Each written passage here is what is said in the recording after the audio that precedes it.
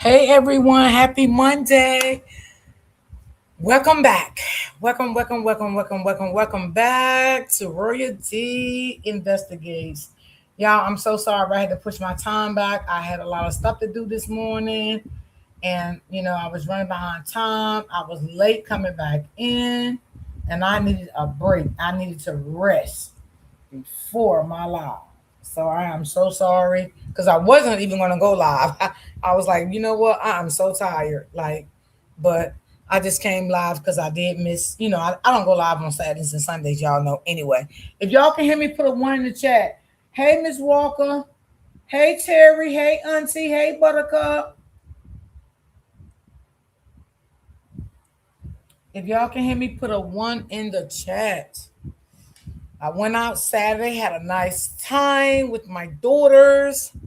Then Sunday, I just, relaxed and everything. But okay, thank y'all, thank you. So what's going on, y'all? What's going on? What's going on? I did hear the recording over the weekend of the that TMZ released. I did hear that over the weekend. Mm-mm-mm-mm-mm. Y'all, I don't know what else to say and what else to think, but let me say this. The leg part, I don't know about that yet. I'm not going to say that was Nolan's leg. But what I will say, I do believe Nolan was on that boat. I believe that. But the leg thing, I don't know. I just got to wait, y'all, because there's so much going on, with all these different AI stuff and all of that's going on. You just don't know no more, y'all. Hey, Auntie Wanda. How are you? And how you been? Yeah, so with the leg, I don't know about the leg part yet, but I do believe Nolan was on that boat. Now, I don't know how y'all think TMZ got that recording, y'all. Y'all think that he sent for it and the people sent it back to him? Because TMZ was the first one put it out. Because when I went on Instagram, I think that was, I forgot what day it was. That's good, Auntie. That's good. I'm glad you're doing good. So, um, let me say this, and I'm going to play this for y'all, right? Because I think this attorney is making a lot of sense what he said. This attorney is really making sense. Let me find it right quick. Hold on, y'all. Let me see, can I find it? Because I want y'all to hear exactly what this attorney said about Nolan. I mean, not Nolan. Y'all know who I'm talking about, the boy. The liar. That's what I'm gonna call him, a liar. So y'all give me a minute. Let me pull it up. I need y'all to hear it. And I want y'all to tell me what y'all think about this attorney. I came across him on Instagram over the weekend. I'm like, he's making a lot of sense here. He's a white guy. So hold on.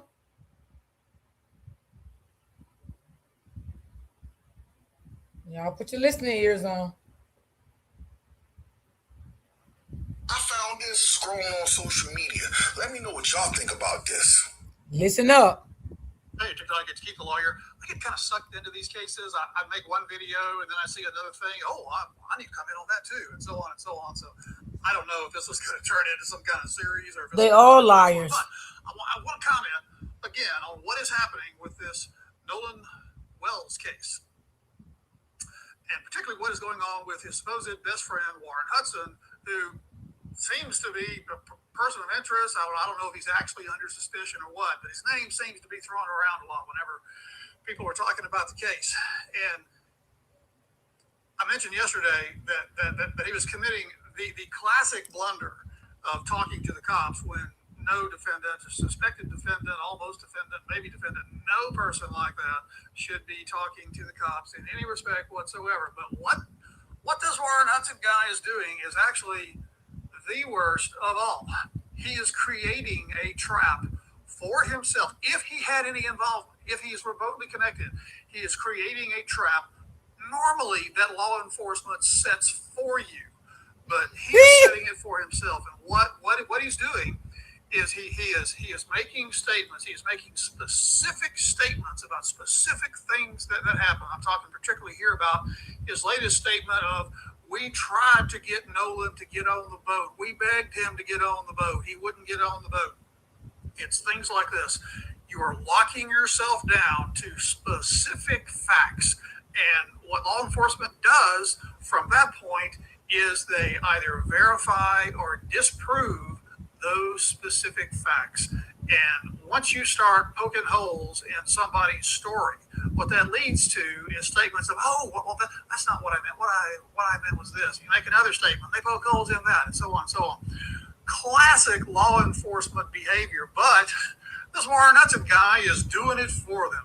The cops just have to sit back and watch. Now, it's possible this guy had absolutely nothing to do with it, but if he did, if he is remotely involved, if he has information, he is committing just a classic blunder. He needs to keep his mouth shut. Don't talk to the cops. Don't go on a podcast and talk about it. It just boggles the mind sometimes what people do, things that they're not supposed to do. Anyhow, those are my thoughts. What are yours? Tell me in the comments. I appreciate everybody watching. This is Keith the Lawyer. Let me know what y'all think about this. Okay, y'all. What did y'all think when he said? I agree with this man.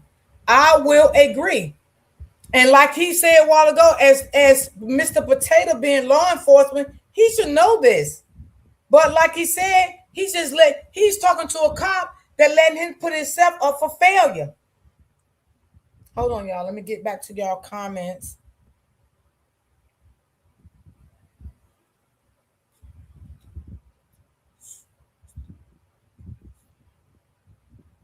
Hold on, y'all. I was reading something. Give me 1 second.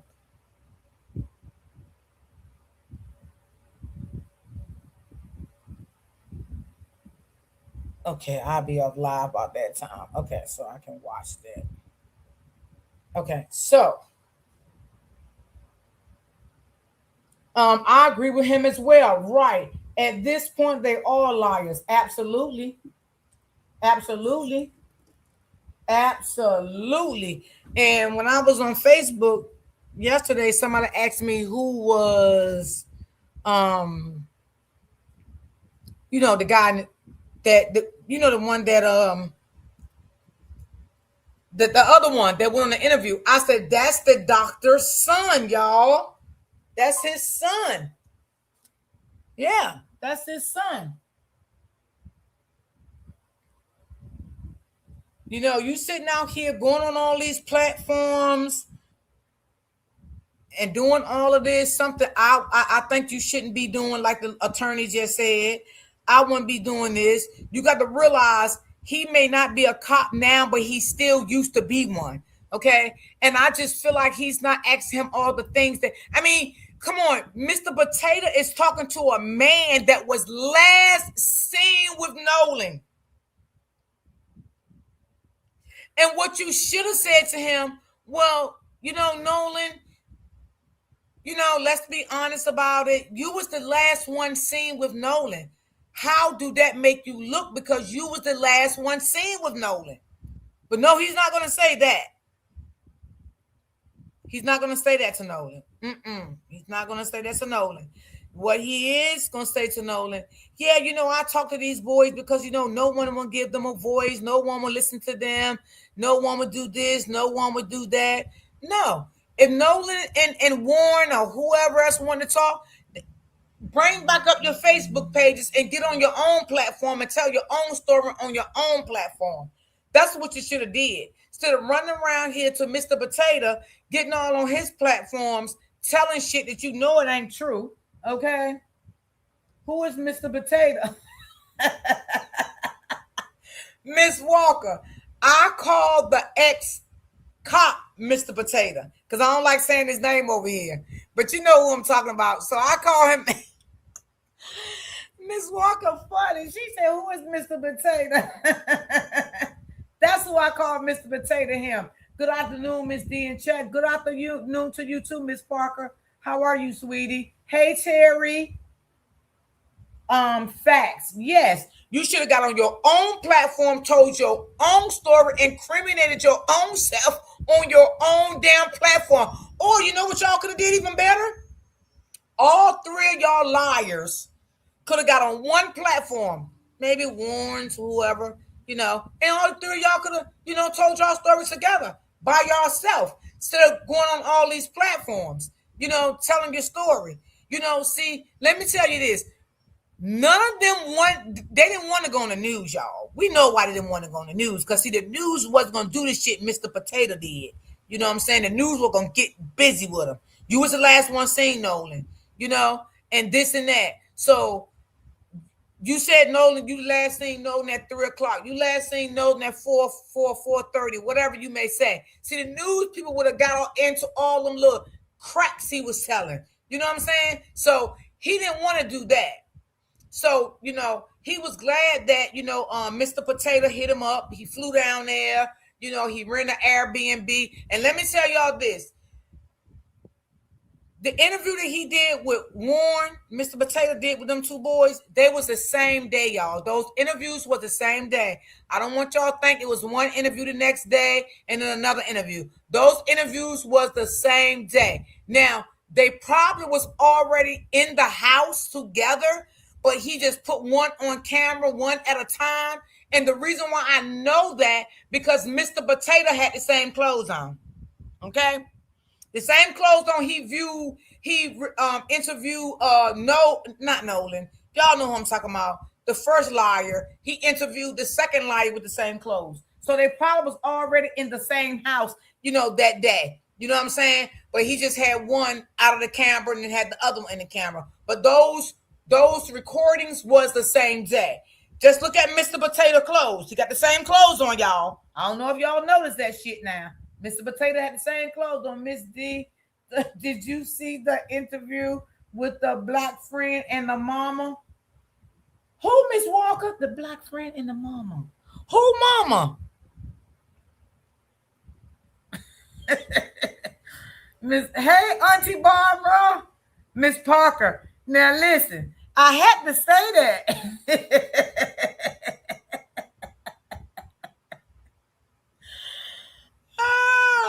Wait, is you talking about the interview with Nolan mom, Jovan, and his mom? You talking about that interview? Yes, I did see that. Yeah, I seen that. I think the name is Jovan. Yes, I did see that. I seen that.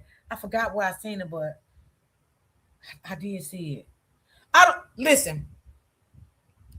You know what, y'all? Sometimes we can be so close to a friend until we really would think they would not harm us. Or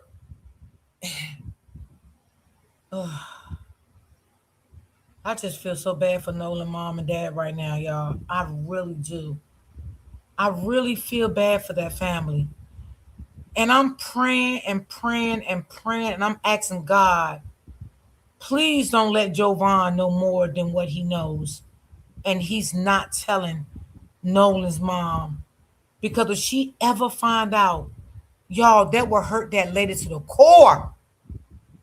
That would hurt her to the core. Because she said that Jovan and the brother and Nolan grew up together from children. Was Javon on the boat with Nolan and the other boys? Miss Walker, now that's what I want to know, because when I heard another content creator say that Jovan was not on the boat with Nolan and his brother, they wasn't on the boat. So I don't know. Yeah, I know. You are so right. Yes, that would hurt her. That would hurt her to the core. It really would. It really would hurt her. If she ever find out though Jovan and his brother knew more than what they're telling, that would hurt. That would break that lady down. That would break her down more than them other three motherfuckers. You know why? Because her sons grew up around them. Okay? Mm. I think Jovan knows. I think he know a little something too, Miss Walker. I agree. I think he knows something too, and maybe he never even really told his mother everything. But as a mother, y'all, as a mother, I'm going to speak for the real mothers in my chat, right? That don't take up for their children. We all know as mothers when something is off when our kids tell us stuff, right? And we know as mothers, like, nah, this ain't adding up. We started putting our shit together ourselves. Cause I do it. Not basically with my daughters, but with my sons. When I know they be fucking lying, I be like, I be like, okay, son. But I start putting my shit together. Because anybody can know when a story that's not adding up. You don't have to be a detective to know that. Because I hate when people say, oh, you act like a detective, you act like an attorney, you act like a... You don't have to be to have common sense to know something is mixing. It's mixed in this story. Yes, every time. That's right, Miss Parker. That's right, baby. I wait a minute. I think I read that one. Jovan, no more. You see how he talked off from the other boys. Yes, he walked off from the other boys. Yes, yes. And you know what, too, sis? I'm glad you said that because a lot of us people can pick up energy. See, some people can't. I'm talking to the ones that really know what I'm saying. Like, people can pick up energy. They can feel like something is off. And a lot of people like to be standoffs, right? So when I say they like to be standoffs, because they don't want you to pick up their energy. They don't want you to pick up their energy. And this is why I believe, like, you know, when Mr. Potato asked Warren, if I'm saying his name right, y'all, because I got them all, I call them all liars, shit. When Mr. Potato asked Warren, did he know Nolan's mother? He said, no. I didn't really go to Nolan's house like that. I picked that up quick. You know why? Because you was never Nolan's friend. Okay? Because any friend for that amount of years, you would love to meet your friend mother. Most of the kids that my kids went to school with and I met, that was my kids' friends, I met them. They came to the cookhouse. Everything we had at our house, they was there. They was there. What do you mean? What do you mean from 6th grade all the way up to college, you never went to Warren's house? See what it was? He knew he really wasn't Nolan's friend, y'all. And see, Nolan mom is a Christian, so you know she got that spiritual energy and all that. She probably would have picked up Nolan energy and probably would have told her son he ain't for you. Cause see, a lot of people they know they demonic. They know it, y'all. A lot of people know their self that they're demonic. So that's why they don't like to be around people because they don't want other people to pick up their energy. I know y'all can agree with that. Did you all see the video when the thug slim? Thug slim? No, I didn't see that, baby. The sad part is they are actually working on the cover up. Yes, yes. And somebody would. Do anybody know what type of doctor that boy daddy was? Because somebody said a physical therapist. I'm not sure. That's what I heard on Facebook. So okay, I read that one. Where I'm at. The cover and we are witnessing it, and that's why MS didn't send the three. The Mississippi didn't send those three organs. Yup. Mm-hmm. Mm-hmm. Yep. Absolutely. I agree. I definitely agree. I agree. It's a video with them beating him. Okay, I gotta find it. I gotta find that. I look for it. So then, before I get into this video, y'all, because I want y'all to see how Mr. Potato and this former prosecutor, he used to be a prosecutor, y'all. He's not a prosecutor anymore, nice looking guy. And he's a civil rights attorney also. Him and Miss Potato Head went in. They clashed. Baby, I was sweet. Okay. Now, I want y'all to tell me how y'all feel about the video that y'all heard with you know, from the boat. That's what I'm saying, from the boat. Now, again, I don't know about the leg. I'm not gonna say the leg is Nolan leg because I don't want to put that out. I don't know that for it to be a factual thing. But I'm gonna say this, and if I'm wrong, I'll come back and get it straight. I do believe Nolan was on that boat. Y'all, I've been saying this from day one. If y'all can remember, I never believed that boat was sinking, y'all. I said it from day one when I got really deep in this story. I kept saying I don't believe that boat was sinking. That was a cover up. And then when I heard this video over the weekend, I'm like, well, damn. I was right. Because if that boat was sinking, the lady asked you, did you want the Coast Guard or something? And what did you say? No, we don't need them. Why wouldn't you need them if you're sinking? Come on now. Why wouldn't you? Because let me say allegedly what I feel. I feel you didn't want them to come and rescue none of y'all on that boat because you knew Nolan's body was on that boat. And that's what I feel allegedly. Okay? Yeah. Yeah. That's how I feel, y'all. Mm-hmm. Yeah. That's just how I feel. They didn't want them people because they know if them people would have came out there and rescued them from that boat and seen Nolan land in that boat unconscious, it would have been over.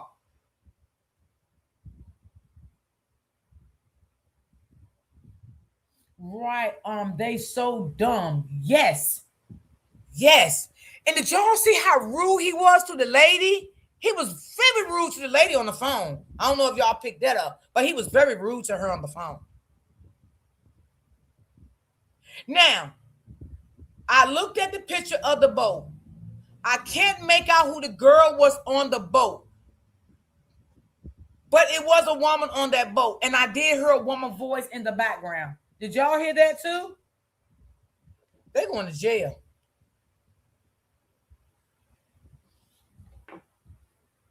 Now, I know for a fact that Mr. Potato seen that recording. I know he seen that recording, y'all. Oh, yes, Mr. Potato seen that recording. What do y'all think Mr. Potato saying right now? Shit, he may fly back out to Mississippi again.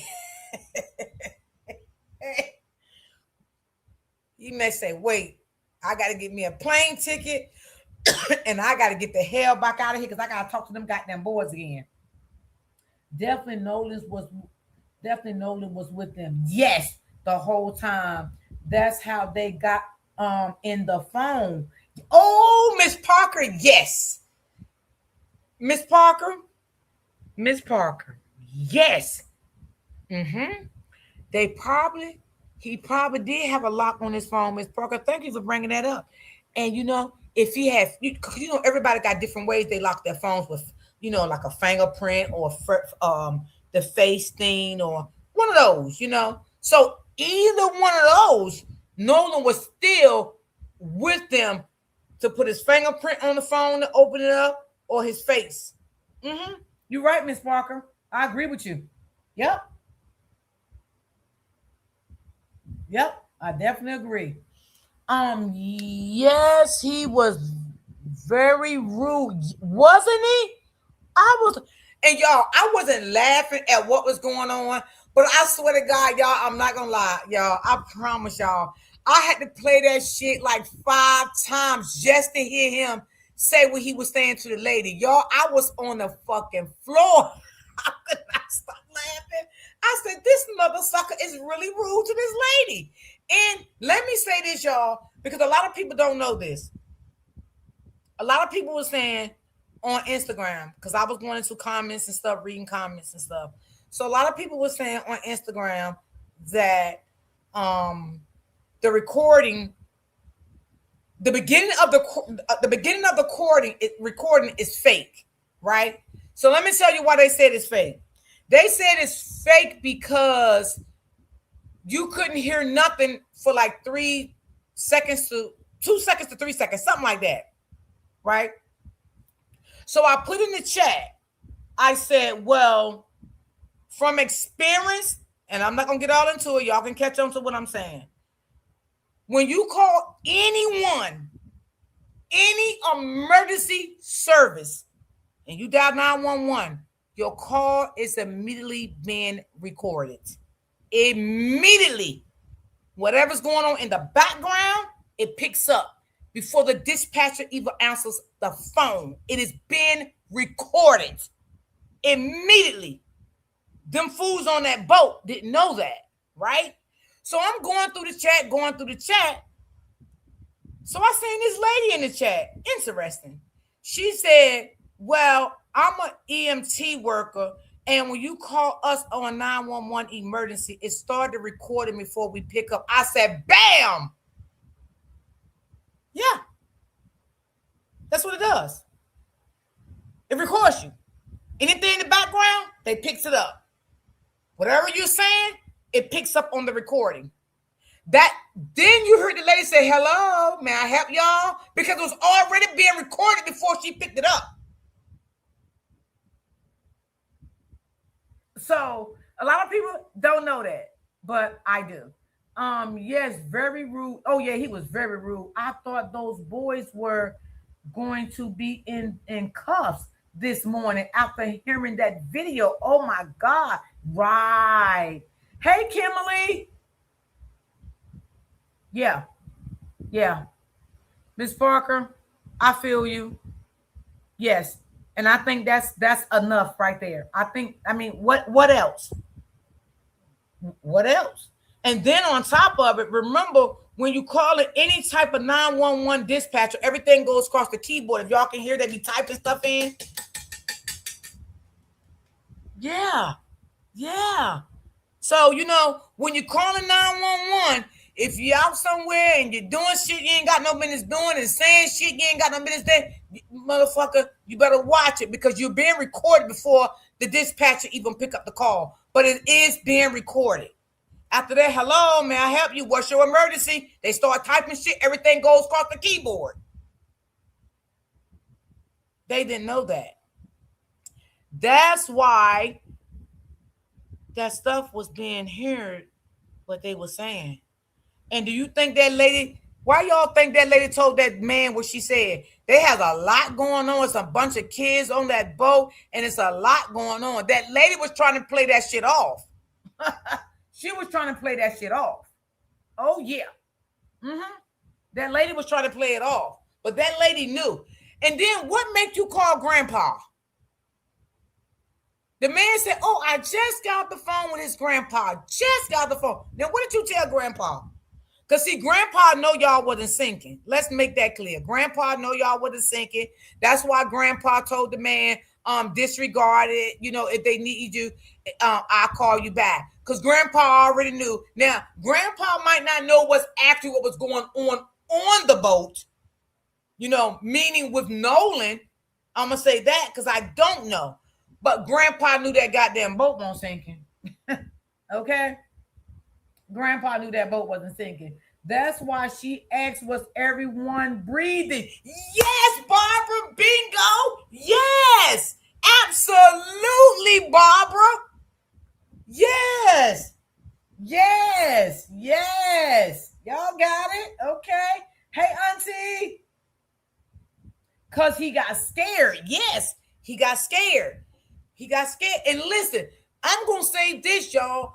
I believe Nolan was on that boat, y'all. I'm telling y'all, Lord God, touch Mississippi, God. Touch that judge, God. Touch them prosecutors. Touch them detectives, God. Touch everybody, God, that's got their hands on this case for the mother and the father, God, and give them the justice that they need and that they deserve for their son. I know Mississippi is out of control with all that other stuff, but God, touch their heart, touch their souls, touch their mind. and let them see what's really going on. And and you know what too? And the lady that did the autopsy, remove her completely, lady, because you's a demon. Just get you on out of there. Yeah, get you on out of there. You just a demon. But I ask God to touch everybody that got their hand in this case that's in that police department. And let them see this case for what it is. No, Warren, none of them is telling the truth. None of them. And I believe that boy body was dumped when they got that boat back where they wanted that boat at. Yeah, allegedly, that's what I believe. That when they got that boat back closer to where they wanted that boat at, that's when I believe that boy body was dumped.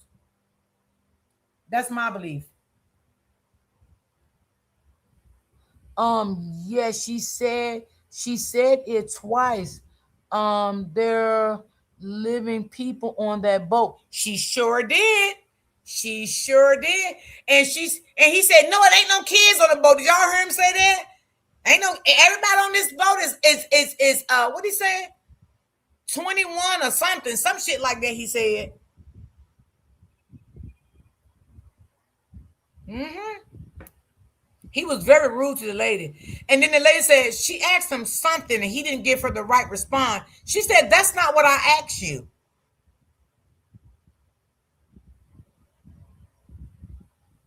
Mm-mm-mm-mm. Yes, Kimberly, I definitely do believe that. I definitely do believe that. I believe everybody on that boat panicked. They panicked and they had to figure out what the hell they was going to do next. And that's why he did not want the lifeguards to come out there and rescue them on that boat, because they did not want them to see Nolan in that boat. And that's my belief, and I'm going to stick to that because I believe that. Yeah.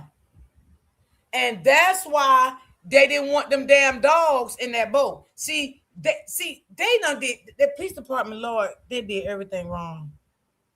Everything wrong. They should have went and got a warrant for the boat, warrant for the cell phones, warrant for social media. Now, I did hear that they interviewed 60 people. I don't know who the 60 people, and I don't know what the 60 people said. Mm-hmm.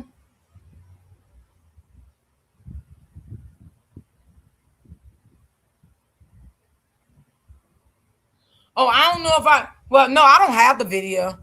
I probably can find it on somebody else's channel, but I don't personally have it like on my channel. Yeah, I don't have it on my channel. That's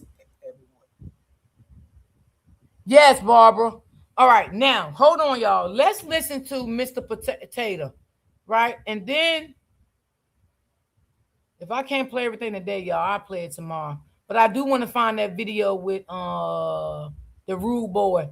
Cause baby, when he kept telling that lady what? He said, what? I was like, oh my God, this boy is crazy. This boy is crazy. He can't even talk to the lady with sense. Still saying yes, but I get it though, y'all. I get why he was being rude to her. I get it, y'all. And I know y'all get it too. Y'all get it. Y'all know he's panicked. The whole boat was nervous. They didn't know what to do. You know what I'm saying? They was on the water. It ain't like they was on dry land. You feel me? So yeah, we get why he was rude. He wasn't gonna be nice to the lady. Shit, y'all. Come on. But the lady said, that's not what I asked you. He said, what? I said, it's probably how he talked to his goddamn mama. Yeah, but I can't pull it up from right there, Auntie, because you didn't send through a YouTube channel. And then I'm gonna have to go search for it and find it. I can pull it up from somebody else that I'm already subscribed to. Because if I'm not subscribed to that person, it's hard for me to. It's not really hard for me to find. I just don't like searching. I'm not a searching type person. I like to already be subscribed to a person. I can just bam, pull it up. Yes, we got it because he was on the body and yes. That's why he was rude. He couldn't help himself. His emotions was all over the place. All over the place. Now we need to know who beat Nolan. Who beat him? What did y'all hit him with? What did y'all hit him at? Yeah, we need to know that. We need to know that. Yes, we do. And y'all talking about something, y'all got everything sealed down so nobody won't get nothing. That's cool. You know what I'm saying? Because I wasn't trying to get nothing anyway. But anyway, being that y'all do have everything sealed down, well, let's say this, y'all don't have too much sealed down because that damn audio came out. Did y'all know about that audio? Yeah, yeah, yeah. Did y'all know about that audio? Mm-hmm. The audio is out. But being that y'all, got so much going on and so much sealed and all this stuff, well, I hope when y'all come out and do everything, y'all tell the truth. Okay? And I hope some arrests start to be made because that's need to be what happened. Yeah. So let's listen to this. I don't know. I don't really like him neither, but okay. Hold on, y'all. Let me take this. Because Mr. Potato ain't nothing but a narcissist. That's what Mr. Potato is.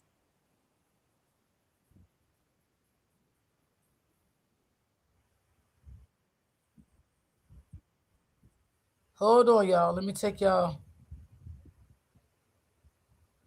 And he always got to be right, y'all. Mr. Potato.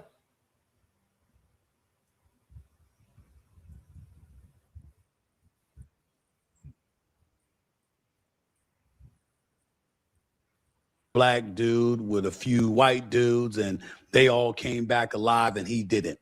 Can you Clearly, play the since that time, audio? we've learned Soon as I via finish with this, reporting baby, on the I part of definitely some will. people, Matter of via fact, an let me see who autopsy got it on their report and other channel. things, that I there are got some this. Hold on. conflicting facts that need to be brought to light.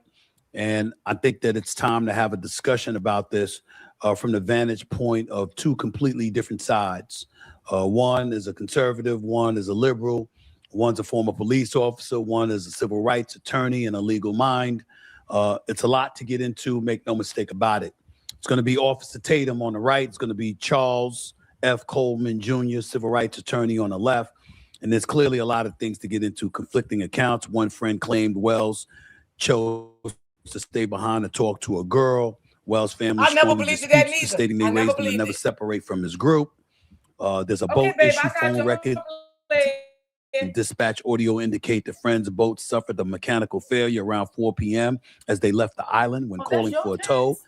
the operator stated everyone on All right, board I'm was going in to go good to health. somebody that I'm There's already also subscribed the to. issue of Nolan Wells' body being found after being reported missing by his mother near midnight.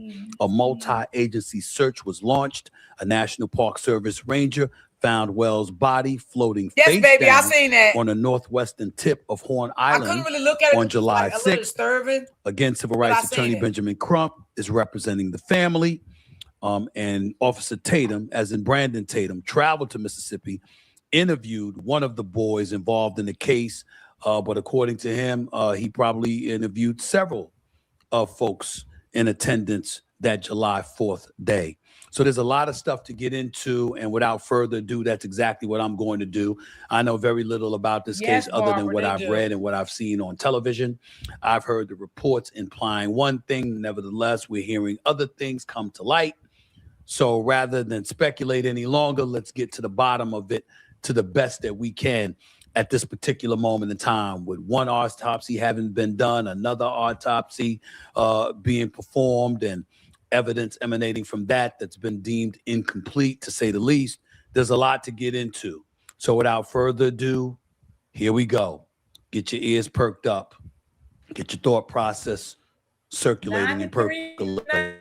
19. It's Hey, time to get baby. into to it right now. My first guest is a civil rights attorney, a former federal prosecutor, and an MS Now legal analyst. He writes the What Matters Now newsletter on Beehive, and you can catch him on his podcast, The Brothers Briefing. He is joined by a former Arizona police officer turned conservative YouTube political commentator and host of the Officer Tatum podcast. Please welcome to the show, Charles F. Coleman Jr., and of course, Officer Brandon Tatum. Good afternoon, fellas. How y'all doing? How's everything? Blessed. I'm doing well, brother. Thanks for having me. Thank you so much. Charles Coleman Jr., let's start off with you. What can you tell us? I mean, the Nolan Wells case has been in the news for nearly 3 weeks now. For those who may not be aware of the case or have not kept up with the facts, just to recap, he was an 18-year-old college football player from Ocean Springs, Mississippi. On July 4th, he and a group of friends traveled by private boat to Horn Island, an uninhabited barrier island off the Mississippi coast. Wells was the only black person on the boat. Wells was last seen on the island around 3 p.m. His friends returned to the mainland. I just got your message. Thanks for the donation. I can believe that too. I believe that. Thank you for that message. And thank you for your donation with the message. And I definitely do believe that. Yes, I do. Land without him. And as a result, ultimately, a couple of days later, he was found dead. Charles Coleman Jr., at this particular juncture, what's on your mind in terms of this case? What's missing? What are your thoughts? Well, Stephen A., we just saw the family release their independent autopsy results yesterday, which were conducted by Dr. Roger Mitchell, who is the president of the National Medical Association.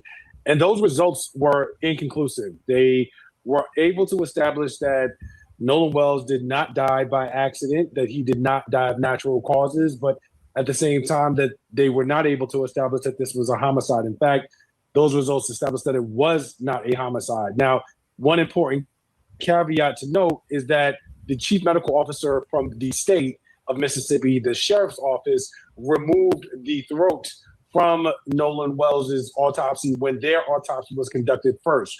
We have not heard the results of the state's autopsy, but we know that when Roger Mitchell examined the body for the family, that the throat and other organs had been removed. So that your listeners understand, that's not abnormal. That is something that takes place normally during the case of an investigation and of an autopsy. So there's nothing that was wrong there. But at this point, Dr. Roger Mitchell, who did the independent autopsy from the family, has not been able to confirm any sense of foul play as of yet. That was undecided or undecisive. That does not mean that foul play may not have occurred. It just means that the autopsy that was conducted by the family did not show that conclusively. He saw some trauma to, some potential trauma to Nolan Wells's head. That was not something that he was able to explain as being the result of foul play. And we have yet to hear the state's autopsy and what they found or what their findings were. You may recall, and listeners may recall, that initially the sheriff's office said that they had no reason to suspect that foul play was afoot. And what I would say that this autopsy confirms from the family is that while that cannot be certainly confirmed, it still can't be ruled out.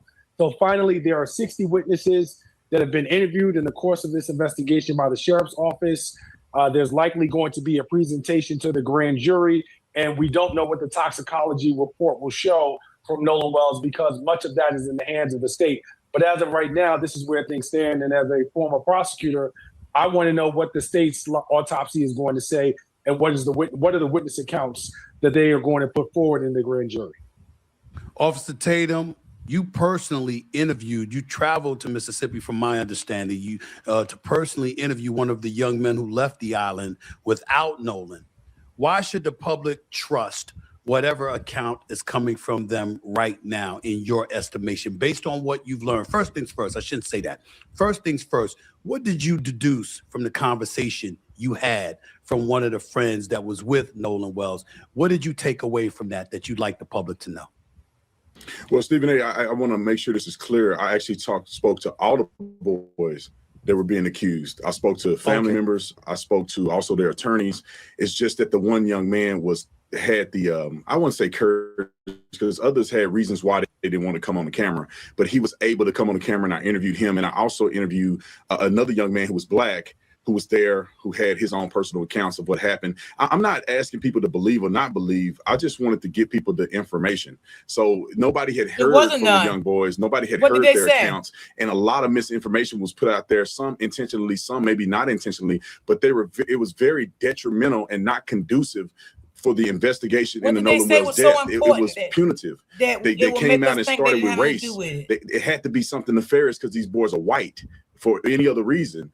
So I wanted to go out and hear the full story. And what I deduced from the interview and talking to everybody is that these young boys had nothing to do with what ended up happening to Nolan Wells. And also they were best friends. I mean, these kids had No, they was not best friends. Okay, they was not best friends. That because someone go out on trips and everything. Let me say this, Mr. Potato. Last year, Nolan went on the boat with them last year also, right? I don't know if it was the 4th of July, but from what your boy said, the interview, Nolan was with them out there last year also. So I guess maybe it probably been the 4th of July. Okay, and you're saying, okay, well, nothing happened then. Okay. That don't make he didn't do it because nothing happened last year. And that don't make a motherfucker your friend because they've been with you 30, 40 years. People can turn on you with the blink of an eye. Okay? And you should know that as a grown man. So many pictures, so many text messages of them being closer to Nolan than any other friend group. And also one thing that shocked me was that this was an island, not secluded, not an island with 5 or 6 people on it. It was an island where there was thousands of people there, hundreds of boats. And also a lot of people could verify the statements that was made from some of these young men. So I really wish that we could have started at a point to say, what happened to Nolan Wells? Let's work together as a community. Let's talk to these young men, talk to other people, and let's find out what happened to Nolan instead. Nobody have to work the way you want them to work because you're a former cop, okay? You want things to go your way as narcissist does. Nobody have to work with you the way you want it to work. People can work things out the way they want it to work. Okay, I was going to say more, but I won't. Baby.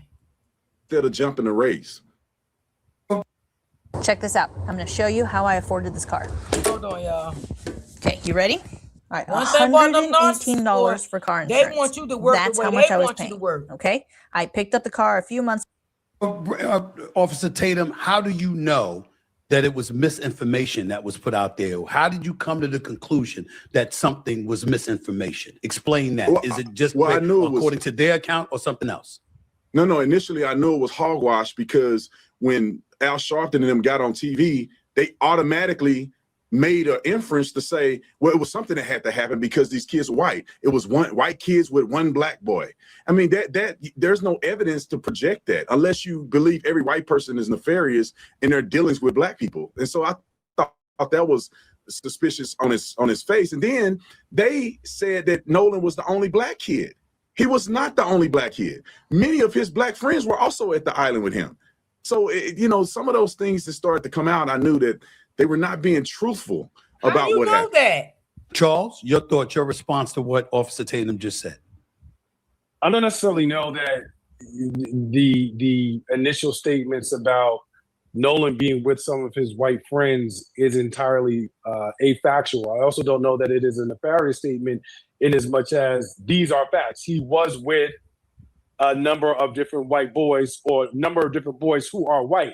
I think that the problem with what Officer Tatum has just pointed out is that there is an underpinning of race when you're having a conversation about the types of things that happen and have happened to black boys and black people in Mississippi, such that it cannot be summarily dismissed. I did not necessarily jump to any conclusion, but the history of what race relations have been in Mississippi and how we have not necessarily been safe has caused me to take a special look at this case. It doesn't mean that I'm accusing anyone of anything. It doesn't mean that I do not believe in finding the process. But at the same time, I am not going to ignore the facts, which you just pointed out. These are facts. He may have been with other black people, but we have seen the pictures, we have seen the photos. There were a number of people who were gathered out there for the July 4th holiday But Nolan Wells was with 3 boys who happened to be white. Those are facts. He was with, but the thing is that it's facts without context. He was with more than just 3 white boys. That's the problem. There was over 20, 30 kids that got on 3 boats, and they all went to the island together. They didn't just travel. But Mr. Potato, you don't want to be honest and say that those 3 boys were the last boys that Nolan was with. Those was the last boys. Yes, it may could have been 3 boats full of friends or whatever, but did Nolan come with them people? All them people could have came by themselves. Just like I can go with everybody in this chat, right? We all going on a trip. And we all can split up at some time, go our own way, do our own thing. We didn't all come together. Maybe like 3 or 4 of us came together. Okay? We probably won't see each other, the whole trip. We'll meet back up. Everybody started going their own way.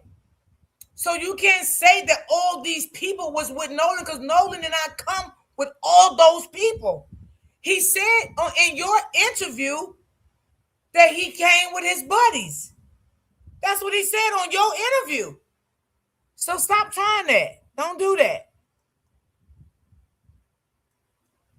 With Nolan and just these 3 boys. Many of the boys that they're accusing, including Warren, wasn't even on the boat with Nolan when Nolan went out to the island. So some of those things were mischaracterizations of what actually happened. And the thing is that I don't think it's fair to say because history has shown in part that white people or black people have had injustices that all of a sudden you project that into a new situation. Black people have done nefarious things to other black people. Does that mean that you automatically jump to saying, oh, black people must be wrong in this situation? Because he had his black friends there too. And why nobody's questioning him? Why nobody's saying, why didn't the black friends rescue him? What did the black kids know about Nolan? And many of them said that they saw him last when the white boys had left at 4:30. So I just think that the race should never be interjected. Nolan's friends told me. Well, Mr. Potato, I hope you see that new recording that came out. I hope you see it. And maybe you will get another look at how you feel. Okay? Because I know you done seen it. It dropped over the weekend. Now, I know you done seen it. I know you're watching a lot of these platforms all over Instagram and all that. I know you done seen it now, boy. And they proved to me that they were really close to him and they were some of his best friends. They said Nolan would have been incredibly upset at the way people are framing his death and going after his friends with no evidence. Oh, no, he wouldn't have been upset. Nolan wants the truth. I remember the 80s so clearly. Nolan want his family to know the truth what happened to him. Stop it. And the bodies. No way. FX's I ain't gonna buy The that. Miss Shards Parker, I premieres agree August with you. 5th on FX and Hulu. For businesses of all sizes, T-Mobile is reinventing business internet with super broadband, Hold on, y'all. Let me powered get by this America's doggone- fastest 5G internet plus Starlink satellites. Super broadband reaches every zip code in the U.S. Well, here's the Officer thing. Tatum, hold on, Charles. I would say this to you, Officer Tatum. I get where you're coming from. And by the way, I appreciate the context and I appreciate the reporting on your part because numerous reports that I had read was talking about how he was the only black kid there. He was a black kid with a few white boys. And you articulating that fact is very, very important. I think that's important and fair to point out. But what do you say to folks that will ask this kind of question? He's on a boat. He's on an island. And according to numerous reports, he talked about staying behind and traveling back with a different set of company. Yet his car keys and his phone was left on the boat that he had traveled to those guys with. So what teenager do you know is saying he's staying someplace, but he's going to leave his car keys and his phone on the boat with the guys that he arrived at the island with? That does seem a bit suspicious, particularly when the guy's mother, Nolan Wells' mother, had to use some app to locate the phone, and it was something that wasn't given back. These are reports. I'm not pretending to know, Officer Tatum. These are what the report said. What do you say to that? And this is where I feel like Benjamin Crump and them should be sued for them putting out this information without facts. Let me point the facts out. Without context, it sounds bizarre. But when you put it in the context that a lot of people left their phones on the boat that left. Many kids came to get their phone after they left the lake. Nolan was with a girl. it's not shocking that Nolan would have said, hey, man, you guys had to leave, because they had to leave in an emergency situation. It wasn't like they had time to prep and everything. The boat was sinking, so they had to go. And they told Nolan, get on the boat, get on the effing boat, man, let's go. And he like, no, I'm finna hang out with this girl. I saw evidence of that, and others who. Well, Mr. Potato, you said you seen evidence of a lot of stuff, but you ain't put out nothing yet. Nothing yet. Do you think I really believe that Nolan kept saying, get on the boat, get on the boat, get on the boat? I don't believe that. I don't believe that. Now, what I do believe, something went down and Nolan had an argument with one of those boys. I don't know which boy it was, but I do believe an argument prompt somewhere. And it led into a fight. I do believe that. And I believe that they whipped that boy. And they did not expect that boy to pass away. Now, that's what I believe. Had sent messages that I read that said that they asked Nolan to go and he didn't want to go. Now, a lot of people left their phones on the boats because they're sitting in chest deep water, and it's a bunch of people out there. The reception is not very good. So most people did not have their phone with them. Now, the phone and the key situation, people need to understand the context. Nolan never brought his keys with him, because they were on a boat driving 7 miles out to an island. His keys had always been at the residence where his car was.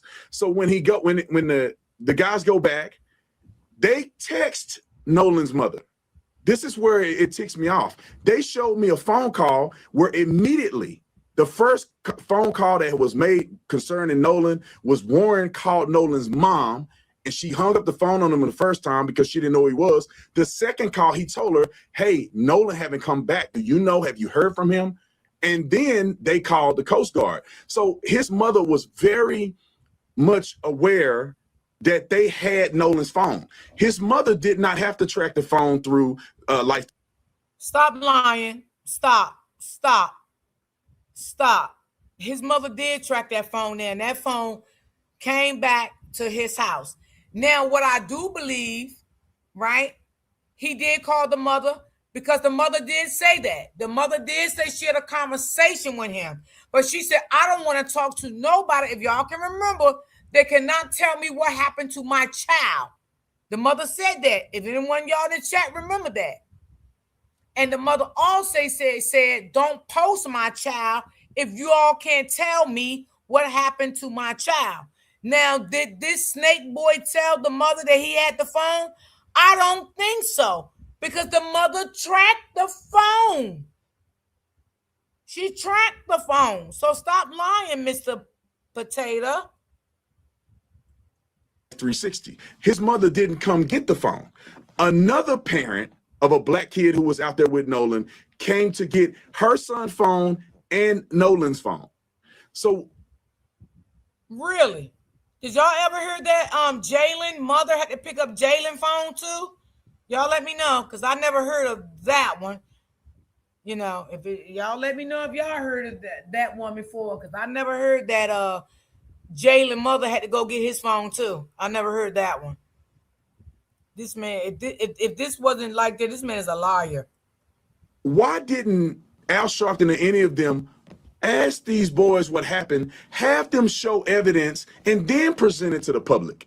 And it's because I think they wanted the race bait instead of trying to find out what happened to Nolan. Do you know hold on, Charles. Do you know whether or not Al Sharpton and those guys had asked to talk to the kids, and the kids refused to talk to them? Do you know? No, they told me they told me that they haven't heard anything from Al Sharpton or anybody that tried to contact them. This is what they told me. Now, they showed me messages where parents had communicated and reached out to Benjamin Crump, his team, and said, we would love to communicate with you guys. Any questions you have, we want to talk to you guys so you can get the context.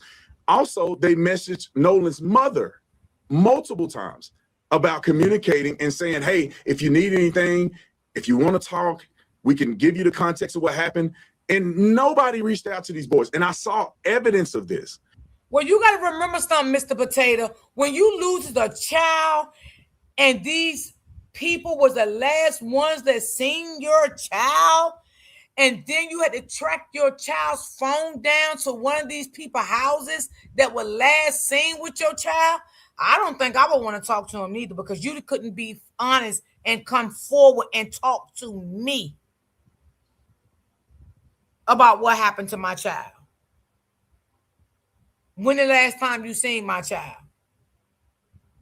So you saying all that to say what? You have not lost a child, so you don't know the feeling. Which is what frustrated me about this in the first place.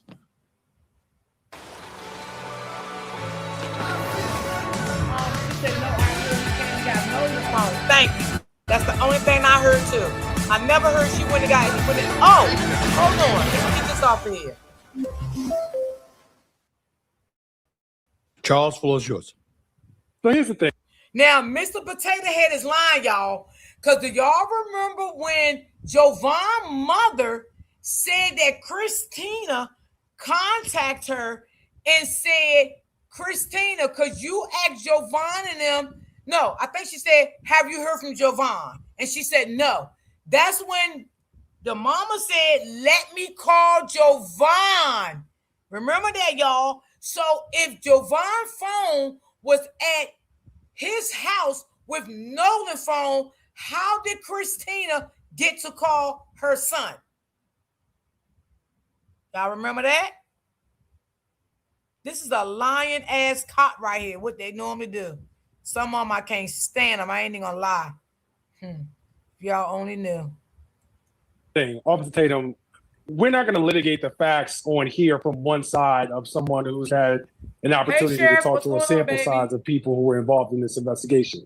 You and I know just as well that the real issue here is that the people who conducted the investigation, i.e. the Mississippi Sheriff's Department, who've talked to over 60 witnesses in this case, have not yet presented that case or their findings to a grand jury, and they've been extremely tight-lipped with respect to what they have found and what it is that they know. Where I'm going with this is, regardless of who you may have spoke to, who Benjamin Crump and Al Sharpton may have spoken to, what information they have had, we are all trying to piece this together. And so it is equally as unfair to present a certain set of facts as if this is the final context of things, when in reality, we don't know. What I will say about the overall situation is that for me, as a civil rights attorney, I am looking at this and I am saying that there needs to be a greater sense of transparency from the Sheriff's Department, because they are the ones who have spoken to most of the parties who have been involved in this case. They've conducted over 60 witness interviews. They've done the toxicology report. They have the autopsy. So these are the people who are truly equipped from an information place to give the public the most accurate picture. So I am not calling what you're putting out misinformation, but what I am saying is that that is just an equally biased and slanted point of view in the opposite way, because it lacks the full context. So because of that, let me finish. It's disingenuous intellectually, number one, to dismiss the notion of race, because that is choosing to ignore the history in America that we have faced. Number two, it's equally disingenuous to play a whataboutism to try and substitute the notion of black on black crime, which is a complete misnomer as to why we should not focus, or at least note, I won't even say focus, at least note the color issues that are at play with respect to what could or might have happened to Nolan Wells. Again, not necessarily being accusatory. And it's just as disingenuous for you to go further and say, well, we must assume, or it seems like Crump and Sharpton and everyone else was projecting the notion of race. That may have been your interpretation, which I cannot necessarily argue with, but it is just as problematic for you to suggest the polar opposite of that when none of us have conducted this full investigation. You have a limited sample size. I have a limited sample size. The public has been wrought with misinformation. So for me, the real issue here is a lack of transparency from the sheriff's office to give the public a complete picture. Well, let me tell you where I disagree with you fully. As a former police officer, and I was a PIO, I dealt with all of these things. The police department is not an injustice when you say there's a lack of communication or transparency. The police department cannot put this information out there when you still have suspects at large? If they go and release some of this information and shit, allegedly your people that you interviewing, allegedly they probably the suspects. Did you think about that? And it could be more. Yeah. tell their and show their hands of what they know and don't know, then potential suspects will begin to destroy evidence. They'll start hiding. They'll start cleaning stuff. You don't want to give that information out to the public until you know for a fact that you've been able to communicate with every suspect that's out there. If you start putting out the autopsy prematurely, and it shows blunt force to the head, strangulation to the neck, then the people who have done this is going to make sure they hide the murder weapon. They're going to make sure they get their stories together and say, no, I didn't hit him in the back of the head. You don't want to project those things too prematurely. So there's no issue with transparency. And I'll say this: the reason that I'm talking about Al Sharpton and them is because the first thing that they said was that he was there with white boys. Therefore, there had to been something. And then it goes back historically. Some of them compared this to the young man. I've heard very different messages from them when they have said, we cannot assume that this is racist, but we cannot assume that it wasn't. So I'm going to correct you there. Let me jump in here. Who's that, Charles? Hold on. Charles, who said that? Who said that? Literally during his eulogy, Al Sharpton said, we cannot assume that this was racist. And we can also not assume that it wasn't. Take your time. Take your time. Hold on, guys, take your time. Ain't nothing getting edited out. Don't worry about it.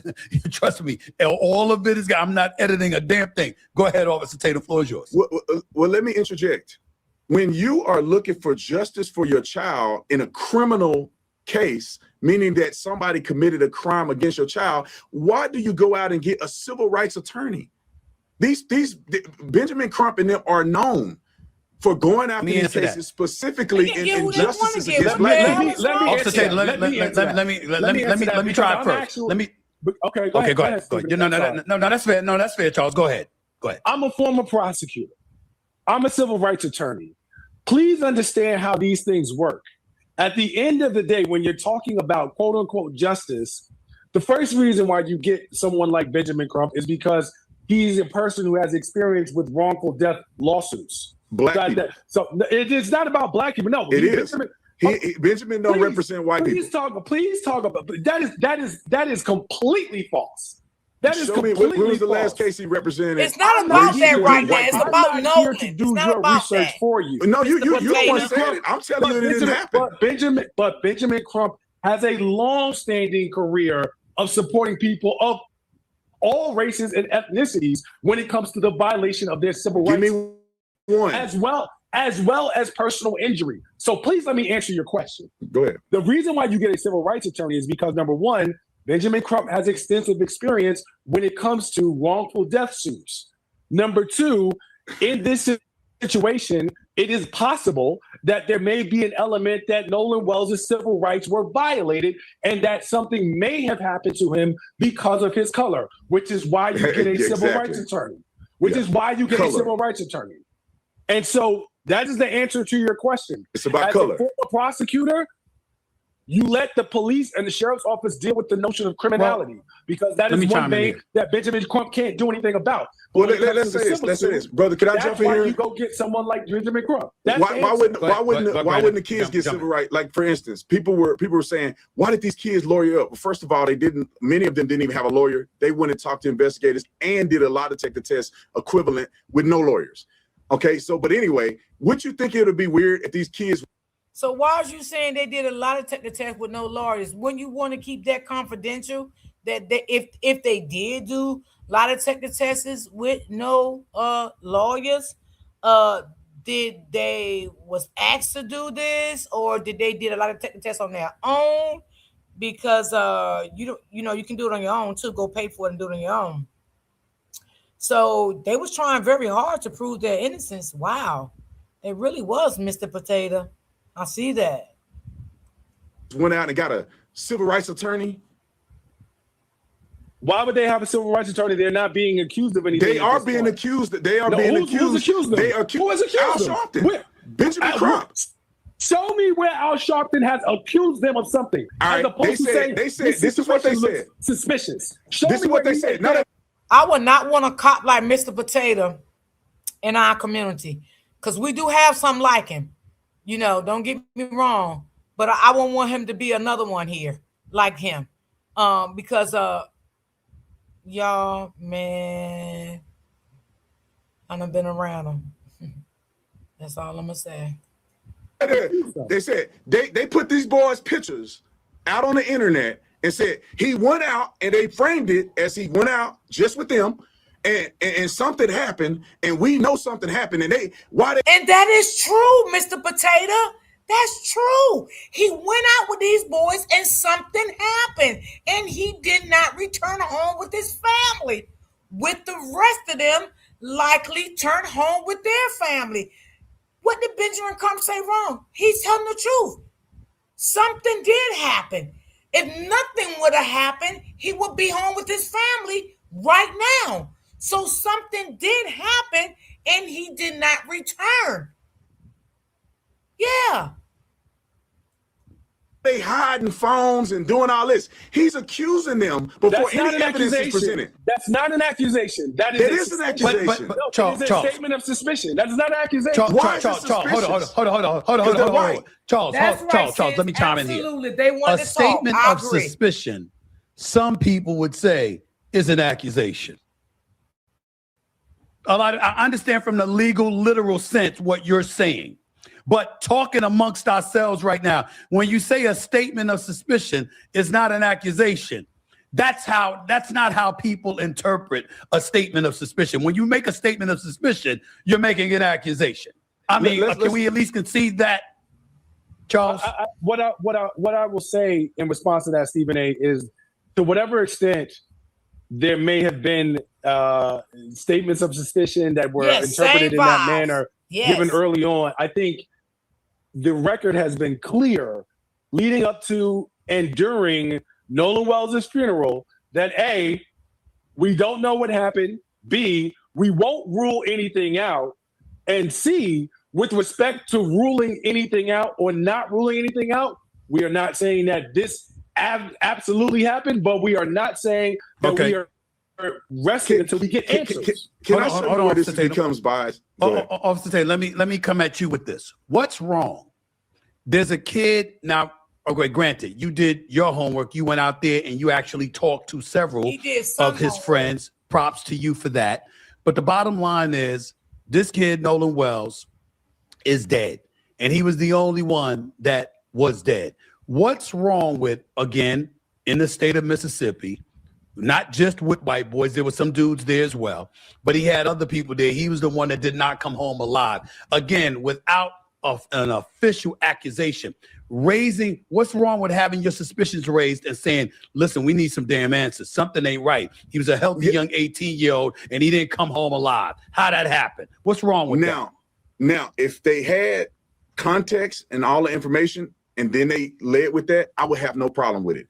But let me tell you this right now, Stephen A. Smith and Charles, I'm telling you right now, if a white boy was on an island with his black friends, all black, and some white folks put on a camera, that something must be suspicious because the one white boy is with all these black dudes, and something may have happened. We know that people covering it up and everything because these kids black. Man, we'd be pissed off on that. Ain't no way in the world I'd accept somebody saying you gonna blame these black boys for doing something to this kid because they black. That's insane. And that's what happened in this situation. If a white boy had been on that boat with 3 black boys, we would have seen a very different. Where's your evidence? Give me a case. History. No history. You say history can tell us everything. We would have seen please let me finish my statement. We would have seen a very different. Give me an example of the Central Park, the exonerated 5. Well, first of all, 5 of them didn't go to prison. It was Central Park 5. Only 4 of them went to prison. It was actually 6 of them, and 5 of them went to prison. And I'm not. And let me tell you how they went to prison. I'm not going to quibble with you. You won't give context. One at a time, guys. One at a time. One at a time. You asked for an example. I'm not going to quibble with you and say, well, they're called the exonerated 5 and only 4 went to. I'm not going to do that. The exonerated 5. You wanted an example. I gave you an example. That's not an equivalent example. there are other examples throughout history, starting with Emmett Till and going throughout Are you comparing this to Emmett Till? You asked me. No. Are you saying that this is equivalent to Emmett Till? You asked me for an example. So you're saying that it's equivalent? Where if reversed? Okay. I'm gonna let you finish. I'm telling you. I'm giving you examples. What I'm telling you is that if the situation were reversed, we would have seen a very different investigation from law enforcement from the actual outset. Let me interject. We as a people, when it comes as a former prosecutor, because here's the thing, you're a former police officer, and that's fine. But when it comes to after arrests are made and how prosecutions are going, that's my space. That's my lane. So I'm going to speak from my lane. And what I can tell you is, right, baby. Tell them. We do not typically enjoy the benefit of the doubt when it comes to probable cause. That's not true. I'm telling you as a former prosecutor. I'm not going to tell you what it's like. I arrest people and I deal with prosecutors. I'm not going to tell you what it is. I have to interview with the prosecutors every time there's an arrest. Deal with them. Yeah. And we have to go to trial. I'm not. Well, he's not saying that you. He's not saying that you don't know. Hold on. He's not saying that you don't know Officer Tatum. What he's saying is from his perspective as a prosecutor, this is what he's bringing up. Now, I granted, I don't blame Officer Tatum. I don't blame Officer Tatum for bringing up, when acting incredulous when he says you'd say Emmett Till. That's 1955. Al Sharpton brought up Medgar Evers at the funeral. That's 1963. So if Officer Tatum's going to look at it and say, that's what you're bringing up, I get where he's coming from in terms of the distance between then and now. But I also get where you're coming from, Charles Coleman Jr., when you highlight, listen, from an historical perspective, we're talking about, we've seen things like this before.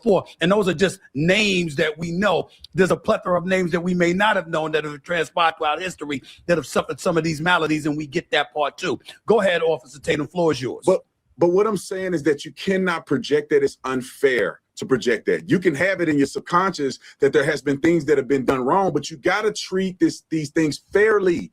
You cannot go out and project that somehow the sheriff is a racist and he's not going to do right by these boys. That's not right.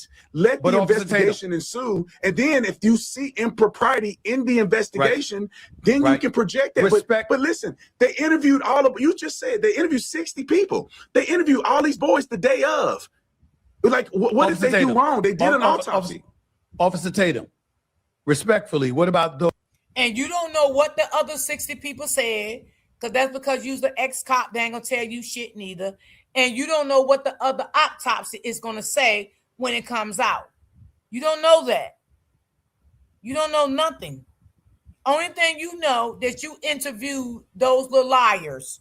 That's all you know. And you a liar too. Because Jovan's phone was not at that boy's house.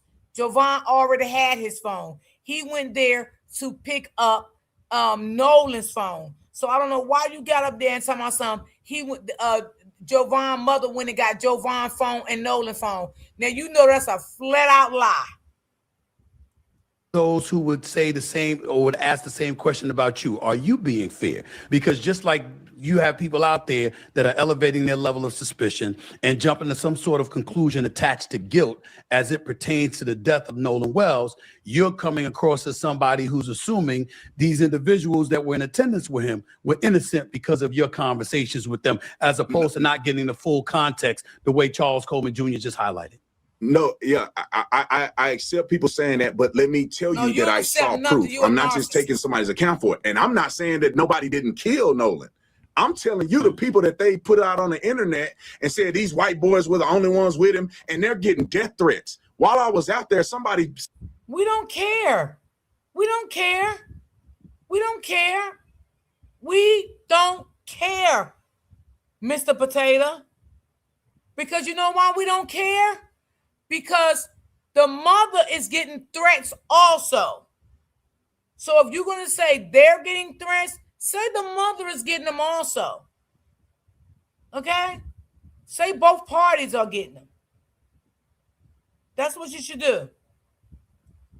Sent the suspicious package to one of the boys' houses. They showing up at these boys' houses saying that they killed them. Go look on the internet and look at any of these videos. We don't care about looking at it. We don't care. And won't you mention someone sent a death threat note to Christina's house? Mention that. Did you mention that? No. No, you did not. You know? You want to be so loved by your people. That's what it is. You hate your own people, which is us. And we know why. And I ain't got to say why. Because I love my people. Yeah. Our people do a lot of shit too. God damn it. A lot of shit. But at the end of the day, I love them all. And God damn it, they got to go to jail, and that's what they do.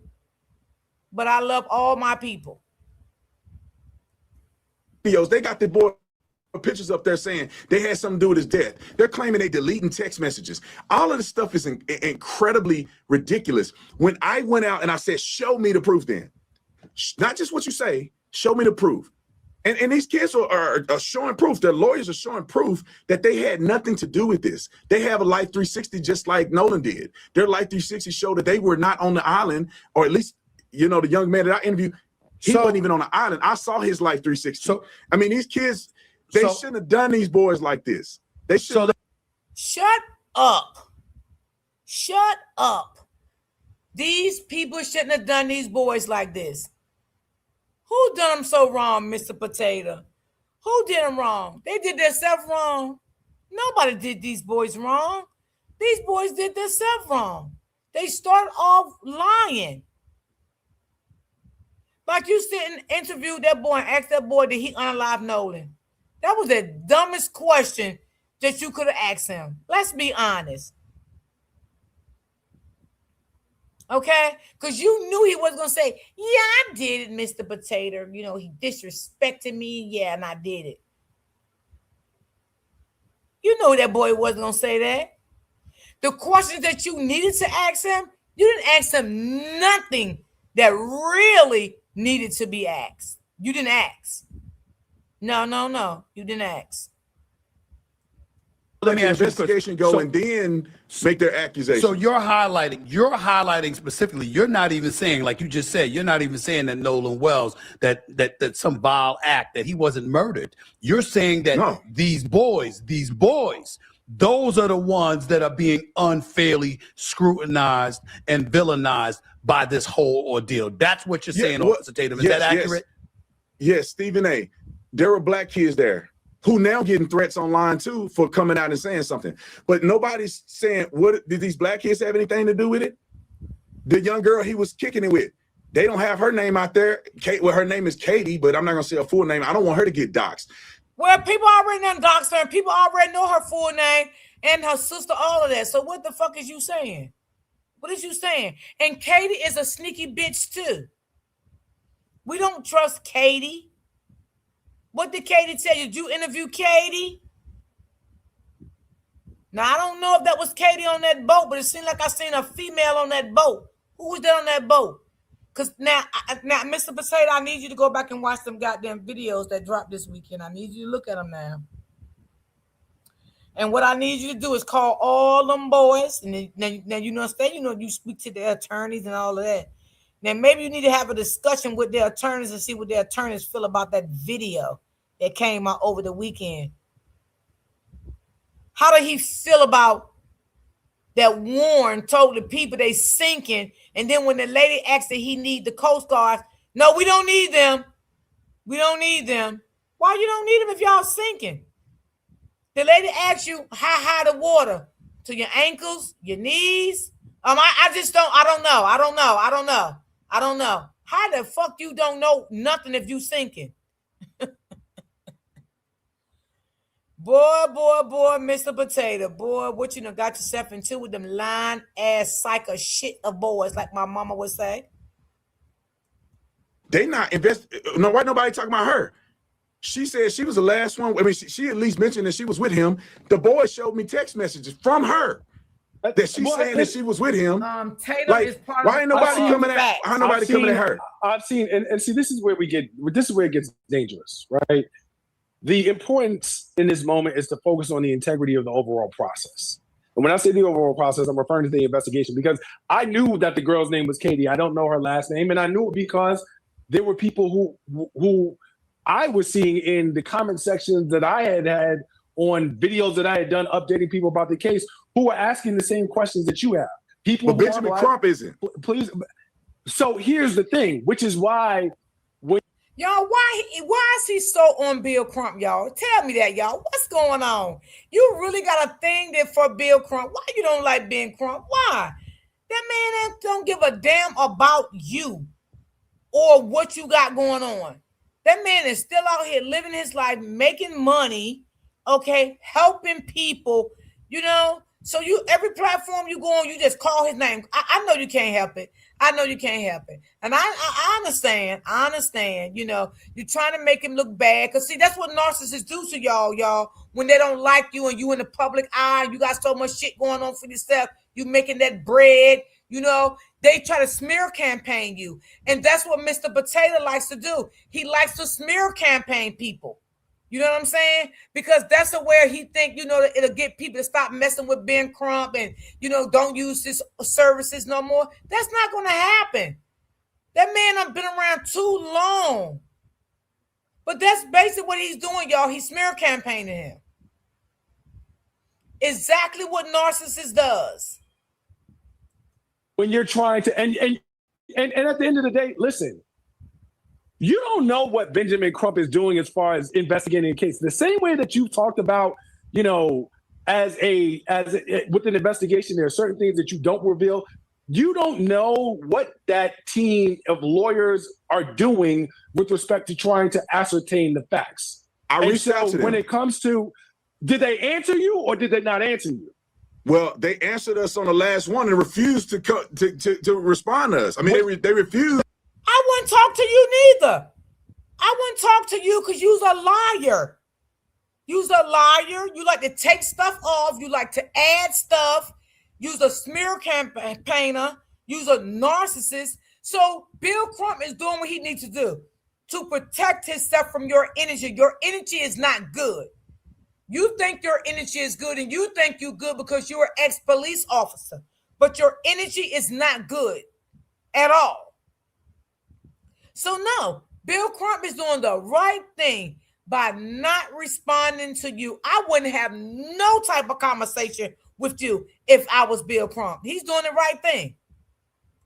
They don't owe you, and they don't owe you that. Well, which is fine. Well, don't act like you're trying to get to the bottom of something. So again, don't act like you're trying to get to the bottom of something. Tell him, baby. Tell him. Bill Crump don't owe you nothing. You're not a part of this case. He don't have to respond to you. He don't have to tell you what his findings is, who he talked to, what somebody said. You're not a part of this case. You went out there and interviewed them boys. Stay in that lane. That's it. He don't owe you nothing. Nothing. Not 1 cent. Bill Crump don't owe you. He owed loyalty to that family, not you. Period. Don't do the thing to them that you are accusing other people of doing. He said he's trying to get to the bottom of it. Don't make assumptions that I'm not for assuming. them. No, you are. You're like, well, they're not doing this, and they're trying to make They're not reaching out to the boys. They have not spoken to you. They haven't spoken to the boys. Charles. In fairness, at least answer this question.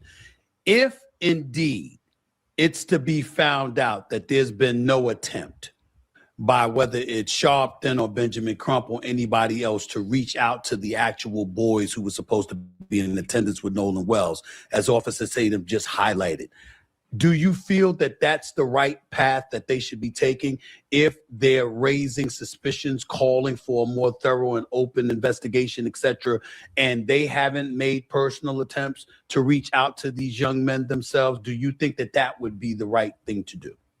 I can't think To ask Officer Tatum's question. Sure, I can't imagine that legal team would look to bring a lawsuit without having attempted to at least try to get some investigative answers from these boys. Now, when in this process they do it is a different question, because at the end of the day, the more information you have, the more informed questions you can ask. And the chances are you're not going to get multiple bites at that apple. So from a strategic place, what I can tell you is that, yes, I would fully expect that at some point they would endeavor to reach out to these boys, but it may not be this point because they may be waiting for additional information so that they can actually ask better questions. They're not going to get multiple chances to do it. So when you do it, you want to make sure that you're doing it the best way you can. And the only way to do that is to have the information that you need in order to ask the best questions. Charles, they drug these boys through the mother freaking mud. They put their faces online. Benjamin Crump. Who cares? Who cares that they drug them through the mud? Who cares that they put their pictures all online? That's the name of the game when a big story air out like this. You cannot sit here and blame Bill Crump for everybody on social media putting out these boys' pictures, because that's what people do. Look what they did Carmelo. He was posted everywhere in a bad light. His mother, his father. Look what they're doing to Christina. They're attacking this woman's job now, leaving bad reviews under her job. Who cares about a fucking picture? You can't blame Bill Crump for people on social media exposing these boys. You can't blame Bill Crump for that. I mean, Ben Crump. You can't blame him for that. That's people all around the world that's doing that. Like people all around the world did mean things to Carmelo's parents. Come on. Let's be real. I shared this video or this picture of them in a swimming pool. That happened. That event was a week before July 4th. He didn't do no due diligence to check with anybody before he started putting this stuff out there. Then what he do is he go, I had people saying that the argument was Nolan Wells asking for his phone back. He didn't talk to Tristan, who I interviewed. Tristan said on NBC, that was me, or ABC, that was me. That was not Nolan. But Benjamin Crump still to this day haven't came out and said, we found out that it was another young man. He pushed this stuff on these boys. Well, what I heard him say, he was sending it to get analyzed to see was Nolan. That's what I heard him say. Boys, and they getting death threats. That stuff is not right. Benjamin should be more responsible. But the reason I'm not here to talk about Nolan Wells' lawyer. I'm here to talk about why Nolan Wells why Nolan Wells is dead. But let's get to this conversation. Let's get to the phones. Go ahead. The phones getting deleted because Al Sharpton came out there and said the mama had to go and search the phone down with GPS and Life 360. And she did. No, she didn't. Yes, the boy showed. How do you know? How do you know what that lady did with her son's phone when she got that phone back? Man, you is sick in the head. You need an evaluation. Text messages or the parents showed text messages of them communicating with his mom. She refused. And then they go and say they deleted. Good for her. The boys say, the boys told me it could be not true or not. I don't know. They got to figure it out. They go, we didn't touch his phone. His phone went from the boat to the car with everybody else's phone. And when they came to get the phone, we got the phone out of the car and gave it to another young man's mom who came to get the other young man's phone. They said, we don't know Nolan's password. How are we getting his phone and delete anything? Now, why is them not coming on TV and saying there was no password or they had to get through his phone? Let me ask you this question. Based on your investigation, I'm asking you this. I'm thinking of any parent that loses their child wants to get to the bottom of it. They don't care if the villain is white, black, or whatever. Their child is dead. They want the culprit. So when you see Al Sharpton eulogizing and announcing that there's $100,000 reward, when you see that Tyler Perry agreed to pay for the funeral and put up half of the reward, when you see guys like Spike Lee and Terrell Owens in attendance, and Terrell Owens, I think, dedicated $25,000, if I remember correctly, according to the reports that I've read, and you see Benjamin Crump in attendance, and you're talking about civil rights lawyers being in attendance, like you just pointed out. My question to you, Officer Tatum, and Charles, you can follow up based on the answer that he provides. My question to you is, why do you think the parents decided to go that route, Officer Tatum, based on your investigation in terms of allowing all of those folks to be so intimately involved in this situation. What are your thoughts about that? What comes to your mind, particularly based on your investigation, talking to the actual parties supposedly involved? There's two thoughts that come to my mind. One is that Al Sharpton and Benjamin Crump are manipulating this family's trauma in order for them to make a crap ton of money. That's one. The second one is the parents trying to cash in on this because, and it's the reason why I say this. And you're jealous of the why did Nolan Wells' mama say, I don't know these kids? These boys showed me pictures and why she said it, because she had a right to say any mother sucking thing she wanted to say. Because I would say the same thing if I did not know some boys and something happened to my sons, right? I would say that. Meaning I know of them, but I don't know them. Okay? Because you can know somebody, and that don't mean that they are your kid's best friend. You know of them because sometimes your child may talk about them and go out with them. But is that the best friend? Now, one of my daughters, I know her best friend. They do a lot together. That's her best friend. The other people, just associates. Do I know them? No. I know of them, but I don't know them like I know her best friend, that they work at the same job. So that's what the mother means. You can't get mad at the mother because the mother says she don't know them. And video and texting them staying over his house, or at least the young boy Tristan staying over his house multiple times. She went to school with one of the other boys' mama, graduated high school with her. They showed me the yearbook. Why is she saying this? And what the fuck that got to do with it? That don't mean nothing. That don't mean because Christina went to school with the judge lady that their kids is best friends. And that don't mean her and Christina is best friends. Something is really wrong with you. That is insane. Because she went to school with this woman. She's supposed to be this woman's best friend, and her kids supposed to be best friends. And let's get this straight, Mr. Potato. Warren is not even her real child. That's her stepchild. She's married to his daddy. Okay? I don't know if you knew that. Why Al Sharpton don't know this boy? Why is he eulogizing him at his funeral? Ain't never met Nolan a day in his life. You know, why are they saying we're going to give $100,000 to somebody who give us information to lead to an arrest? What if Nolan drowned? They don't care about him drowning. You know, and then also... No, we know Nolan didn't drown. We know that. And if he did drown, he was put in that water and not by itself. Okay?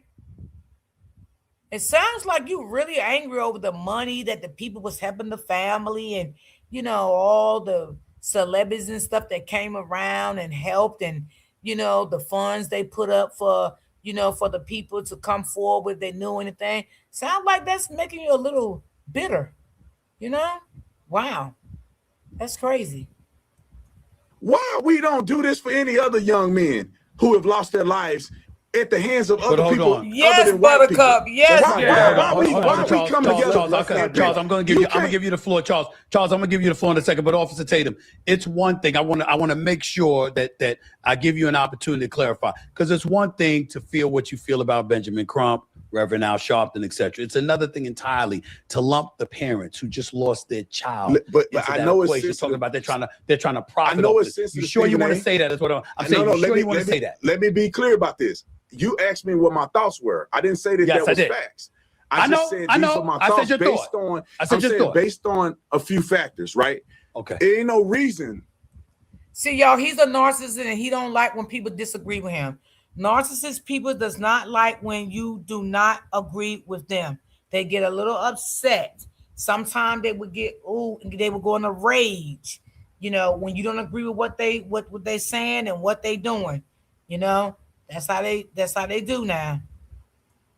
for Al Sharpton to be doing that boy's eulogy when Al never knew him. That's not even your call or your business to But make. what I'm saying is that if I die, my daddy, if I die, that's you. Respect the choices that family made. Let him speak. If I get killed, that family had a choice. Why? And who is that? Why is that? They don't have to answer to you. That's not they even, don't. But I have an opinion. There you go. Tell him that family do not have to answer to you. Shut your mouth, get in the back seat, and be quiet. You want to be something you're not. You want to be so dedicated and involved in this investigation until it is crazy. And that's why his narcissistic ass went out there and took a flight to Mississippi to interview them boys, because he wants to be more deeply involved in this. Why? Because of his authority.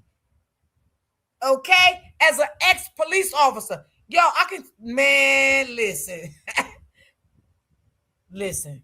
That family, I don't even understand who that family chose to eulogize their fallen son. What is any of your business to have any commentary about? Well, you can't tell me that because it don't seem normal. It don't seem normal to me. Anyone they wanted to. It don't seem normal. It don't seem normal to me for a man that don't even preach sermons to do a eulogy for a boy that he didn't know. That's not your business. We're going off the rails, guys. We're going off the rails. We're going off the rails because Charles, I know you got to get ready to go. We're running out of time, so I'm just going to give this last question to both of y'all. Officer Tatum, I'm going to give you the word, and then Charles Coleman, I'm going to give you the last word. What are your expectations of what is going to come of this when all is said and done, based on the evidence that we know? Charles, Officer Tatum, I'll go with you first. Charles, I'll give you the last word. And I'll try to make this succinct. I think we're going to find that the law enforcement agency did a fair investigation, that they did things right all the way through the process, and that none of this will lead to any of what Al Sharpton and them said it was and alluded that it was, and they will get to the bottom of what happened to Nolan, and it will be clean. It will be professional, and it will be the same result. No, it's going to be lies. It ain't going to be professional. It ain't going to be nothing but a bunch of lies, okay? Just like you sitting up here lying, okay? I see right through you. I know about them officers. Trust me. Believe me. I know your game. I know what you're doing. I know exactly what you're doing. You want to be so involved in this. You are upset because Ben Crump did not reach out to you, because you want to have authority. You want to have power. You want to have control. I see through you, bro. I see through you. I see exactly what you're doing. Out the interference with activists and people out here hoodwinking. I think that they're going to find out what happened to Nolan, and it's not going to be Al Sharpton. It's not going to be Benjamin Crump. It's going to be the law enforcement agencies that go out and do this stuff every single day, that does an investigation, that's going to be forensically looked through the cell phone, that's going to interview 60 people and find out what happened to Nolan. And they're going to be able to say, was it somebody that did something nefarious to Nolan? They're going to be prosecuted. If Nolan drowned, they're going to let the family know he drowned. That's going to be the totality of this investigation, which didn't have nothing to do with this race stuff and had nothing to do with these activists coming out and making money on the death of another black boy. There you go, Charles, y'all. I'll give you the last word because I know you got to go. Sure. Thank you, Stephen A. I don't necessarily know what will come of the case. I am and continue to be invested in the integrity of the process, number one, so that it sets a precedent of getting to the facts and having objective information disseminated to the public in a way that's honest, truthful, and transparent. What I will say is that it's disappointing to sit and listen to Brandon talk about the same type of aspersions being cast on Benjamin Crump, on Al Sharpton, in the same way that they are advocating for answers for Nolan Wells, that he has railed against the same type of characterizations going in reverse. A split mirror image of the type of vitriol that you are decrying against the survivors in this instance being spewed at Benjamin Crump and Al Sharpton, and I don't necessarily think that gets us anywhere, and it's not productive when you're talking about getting to the bottom of this and understanding what actually happened to Nolan Wells. So for me, I hope that the dialogue can be more tempered, where we're not trying to characterize people in either direction, but we're trying to insist on getting to the bottom of things and looking for the facts.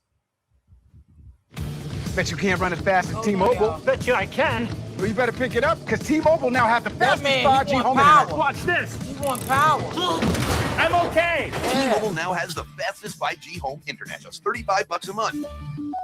I see right through him, honey. Spirited discussion. That's what it's all about. Two opposite points of view. But I appreciate both of y'all time. I know y'all got a lot more to say, but I know, Charles, at least in your case, you got to get on out of here. Officer Tatum, I could tell you chomping at the bit. I got a lot more to say. You know, you're always welcome back on the show. I really appreciate both of y'all taking time out of your busy schedule. I hope this was productive. I think it was a productive conversation, regardless of the disagreements and where we are right now.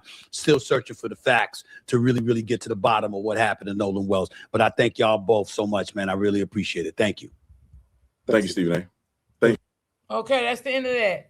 So let me go to, ooh, child, what do y'all think, baby? What did you think about it? Man, I can see right through him, y'all. Like, literally, I can see through him. All right, y'all, let me go find this damn, I gotta find this interview, y'all. Damn, who got it on their platform? I can share it. Hold on. Let me see who got it. I'm trying to see who got that recording. Give me a second. Let's see who got it. Let's see who got that recording. It was a lady that did have it, but I can't find her channel. I know I'm subscribed to her. Wait a minute. I think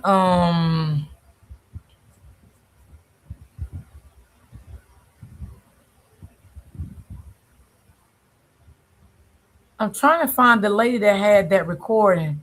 I don't like playing everybody's stuff, y'all. I try to be, because, you know. Y'all, who got that recording?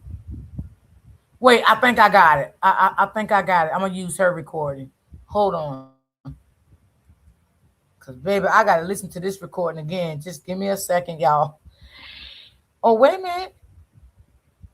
Hold on. Wait, she just dropped the video an hour ago, y'all. But let's listen to this recording first. Let's just get to this recording. 1 second, y'all.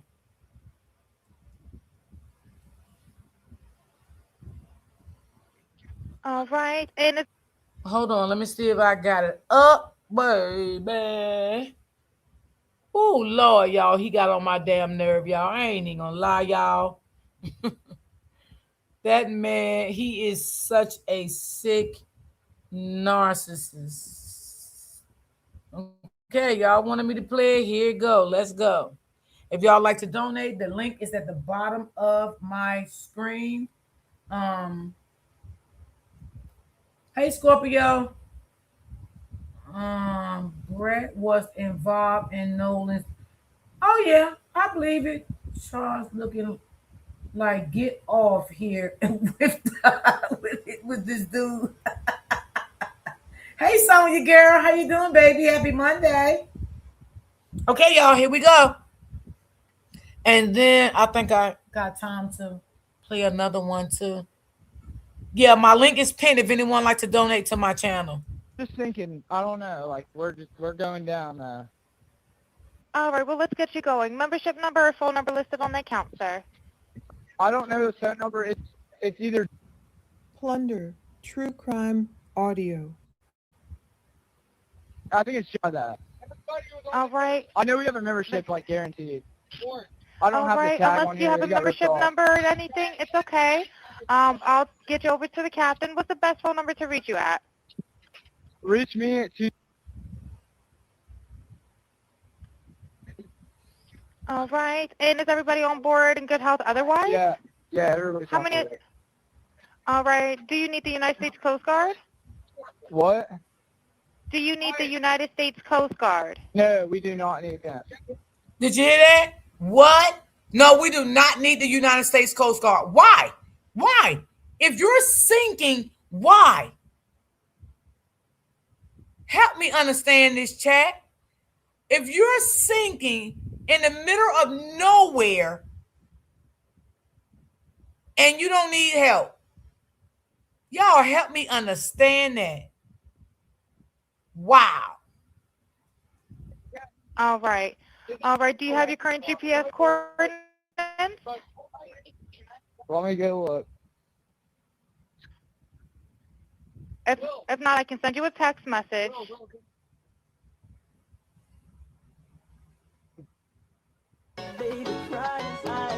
Hold on, y'all. Police department better review this and wake up. Smell the coffee. All right, are you ready? Yes, sir. I'm available. North 30 degrees.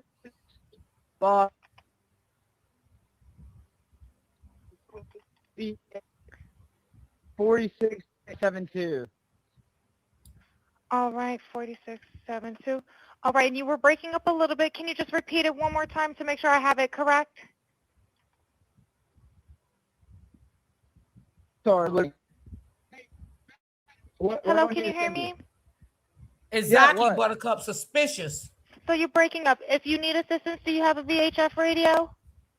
No, we do not have a VHF radio. All right. Well, let's try to get you going because you don't have good cell phone reception. No, Scorpio, Can you verify your coordinates one more time? Okay, my coordinates are 30 degrees by 14.684 north, and then west by 88 degrees by 46.79. Right. Looks like you're on Horn Island, correct? Are you on Horn Island? Yes. All right. Is the boat sinking or you have it aground? We are sinking, yes. Is it aground is the question? No, we're not aground. We are in 17 foot of water. We're in 31. Is you sinking? Yes, we're sinking. But don't want no help, y'all. Make me understand this shit. Foot of water. All right, have to ask. What do you want to do? Do you want to be towed back? I want to get this boat unsank and towed back, yes. All right, where would you like it towed to, sir? You can tow it to Ocean Springs or Fort Bayou Lawn. All right, how many adults and children on board? No, there's no children. So, is there anybody on board? How many adults, sir? That was the question.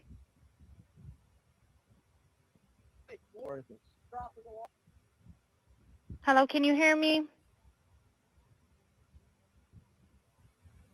Better jump in and pull the plug, Bart, while you're going. Hello? Do y'all know who he was talking to and what he said? Because I couldn't make it out. Do anybody in the chat know? Because I think he was talking to somebody in the background. Because you know the lady kept saying, hello? Sir? Hello? Yep, I just need you to answer these questions so I can get you over to the captain. Look how rude he is. How many adults on board? There are 0 adults on board. There's nobody on board the boat? No. Nobody here is over the age of 21. Sir, that was not the question. Is there a person? Is there a person, a living individual on the boat?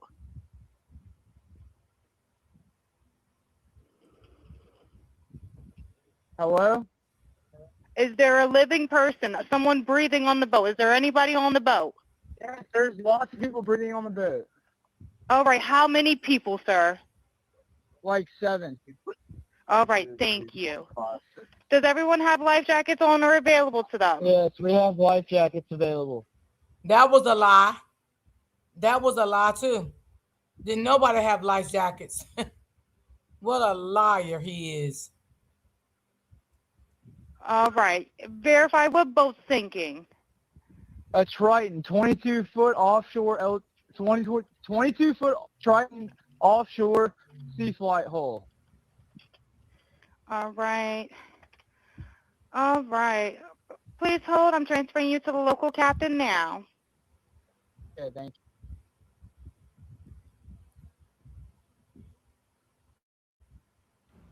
Plunder, True Crime Audio. This is Captain Seth. Hi, Captain Seth. This is Vicky from International. How you doing today? Doing good. How are you? Good, good. I apologize ahead of time. I really do. You're going to have a fee for service come up under Jerry. Okay. It sounds like a bunch of kids on board on Horn Island. He's letting me know that his father's a member, but he can't give me any information. And he's saying the boat is sinking, and he's on Horn Island. It's just unfortunate. He's just a kid. There's a lot going on. So Right. he said there's about a lot of people on board. He says he thinks about 7. I'm guessing they're all under 18.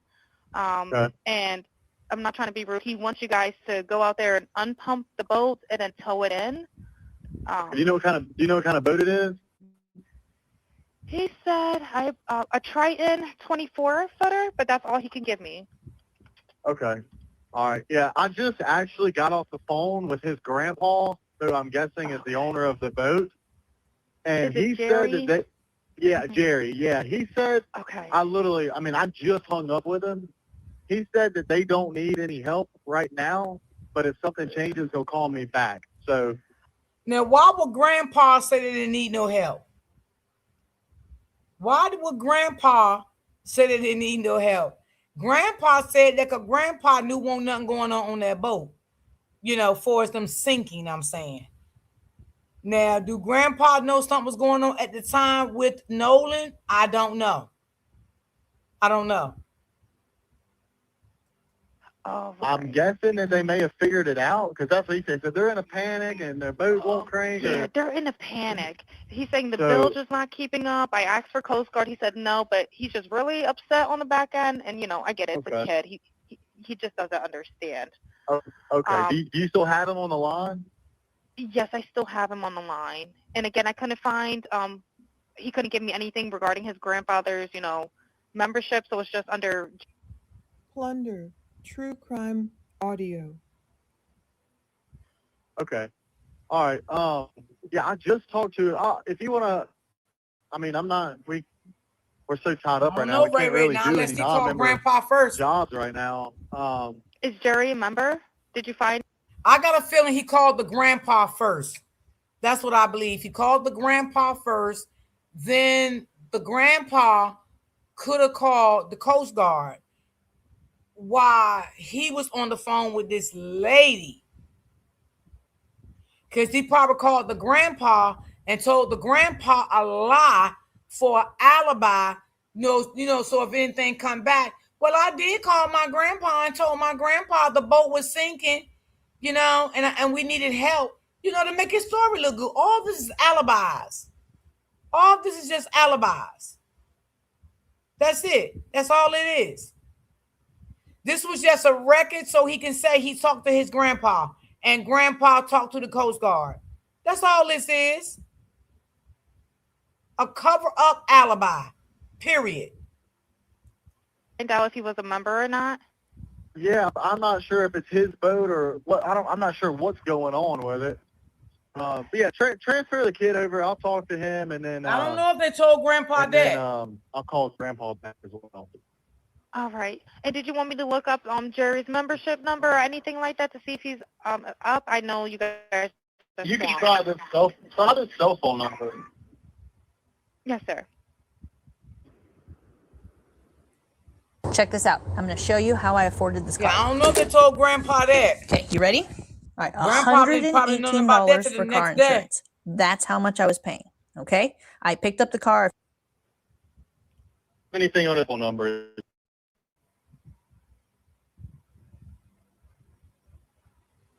Oh, he did, Miss Parker? All right. Yep.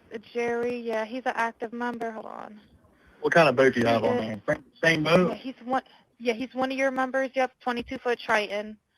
All right. I'll just disregard this one. I'm gonna send you over an accurate one under this Jerry.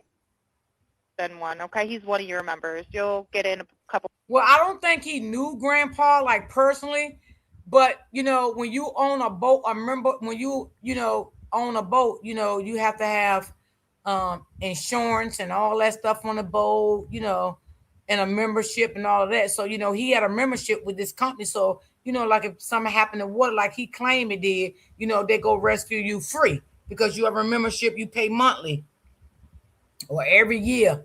So, order for him to talk to Grandpa, Nolan or somebody or whoever Grandpa this is, they had to call the Grandpa to tell the Grandpa something. That's the only way I can see Grandpa reaching out to the guy, talking to the guy. Because how would Grandpa know something was going on that water? That's the only thing I can think of. Because Grandpa wasn't there. Y'all see what I'm saying? Grandpa didn't know nothing. He only know what was told to him. And that's why when the lady looked up Grandpa came straight up. Because Grandpa got a member. He got a membership. Couple minutes, okay? Okay, perfect. All right, and yeah, just transfer this kid over whenever you get a chance. All right, transferring now. Thank you again. Yes, he did. Ray, he did have a membership. Did you hear the lady looked him up? And she asked the guy, do we have a membership? And he said, yes, they had a membership. And he said, what is the name of the boat? Grandpa does have a membership, or they wouldn't have never even assist him anyway. Because you heard the lady say, yes, he's a member of yours. He's a member of yours. He got a membership with you. That's what the lady said.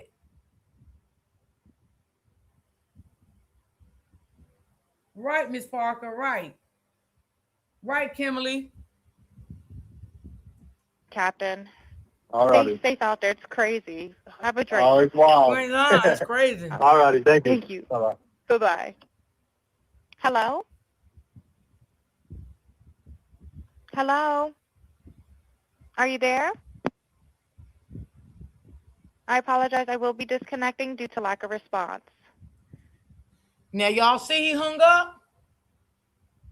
What's that telling y'all? He's a liar. Nothing was wrong with the boat. That was the alibi, okay? To say that, well, we did call for help. We was sinking.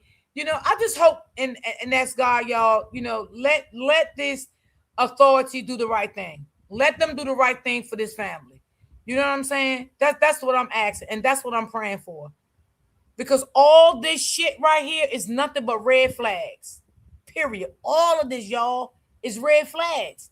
He even hung up on the damn lady. He hung up on the lady. He should be the first one in jail. Yeah.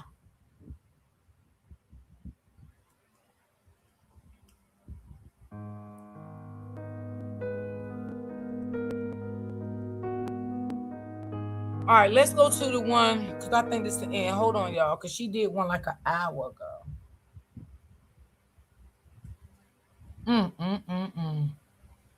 Lord, have mercy.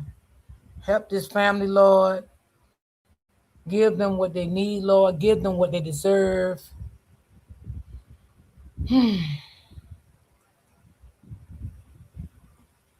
Wayfair presents office furniture.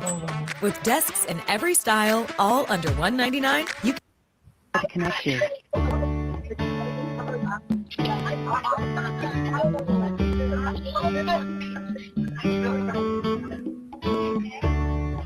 And our bilge pump stopped working. We're sinking. Can y'all please come? We have a membership. All right, of course. How far is the water coming up, sir? Can you give me a description? Angles? I'm trying to hear the background. Hello? Hey. Yes. How far is the water coming up, sir? It's coming up. We're just sinking. I don't know. Like we're going down now. All right. Well, let's get you going. Membership number or phone number listed on the account, sir. I don't know the phone number. It's either Jerry Atkerson. I think it's Jerry Atkerson. Try that. All right. I know we have a membership, like guaranteed. I don't have the tag unless on you here. have a It got ripped membership off. number or anything, it's okay. I'll get you over to the captain. What's the best phone number to reach you at? reach me at 2. All right. And is everybody on board in good health otherwise? Yeah, everybody's How on many? board. All right. Do you need the United States Coast Guard? What? Do you need the United States Coast Guard? No, we do not need that. All right. All right. Do you have your current GPS coordinates? You know why he don't need them. If not, I can send you a text message.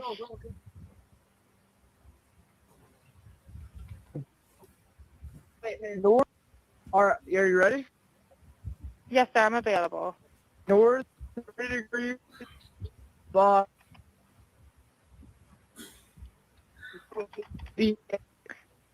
4672.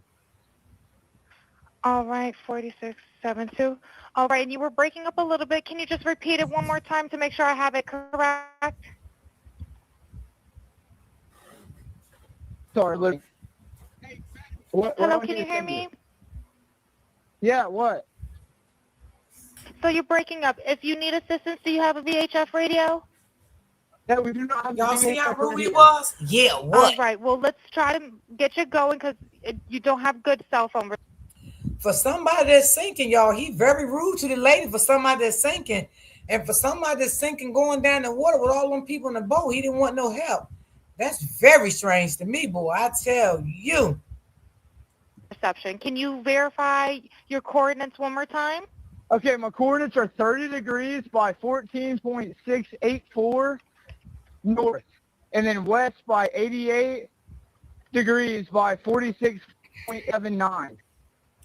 Ray, if I'm subscribed, not Ray, Scorpio, if I'm subscribed to their channel, I'll watch it. If I'm not, I won't play their stuff. What was the person? I don't hear anyone talking about water, just calling Nolan's name.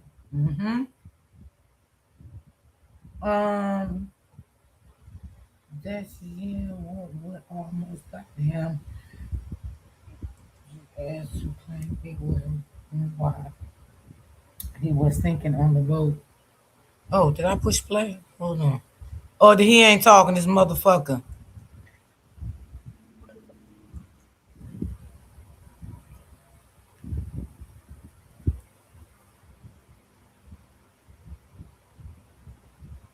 Hold on.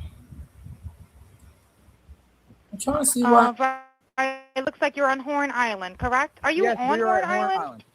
Yes. All right. Is the boat sinking or you have it aground? We were sinking, yes. I don't think I'm subscribed to her aground channel. is the question? No, we're not aground. We are in I don't think I'm 17 subscribed foot to of her. water. We're in 31 foot of water. I thought somebody had All said right, Serenity have to ask, speaks. and Now that's what my girl right do? there. Do you want to be towed back? I want to get this boat unsank and towed back, yes. All right. Where would you like it towed to, sir? You can tow it to Ocean Springs or Fort Bayou Lawn. All right. How many adults and children on board? No, there's no children. Yes, Kimberly. So, is there anybody on board? How many adults, sir? That was the question. All right. Let me see. Hold on, y'all. Hello, can you hear me? No, I'm sick of him. Let me see. I don't think I'm subscribed to her channel. I don't think so. Let me check though. I thought somebody had said Serenity Speaks had that on her channel. I don't think she even covered this story. Yeah, I don't think she covered this story. But Chronicle Speaks, no, I don't think I follow her. Because I basically know all the people that I do follow.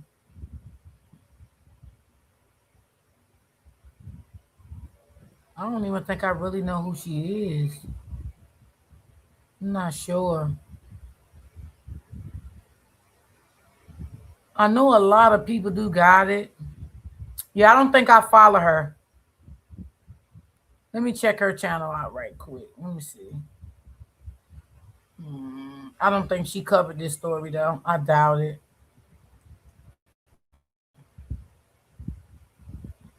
Let me see.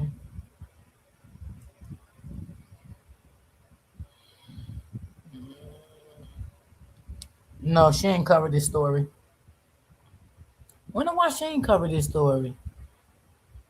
All right, let me go here. Let me see. Because I do. Well, don't TMZ got a clip of it, y'all? TMZ? Didn't they wasn't they the one that put it out?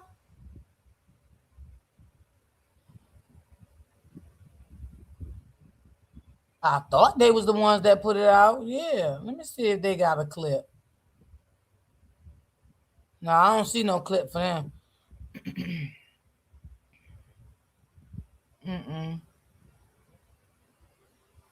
Who's texting me?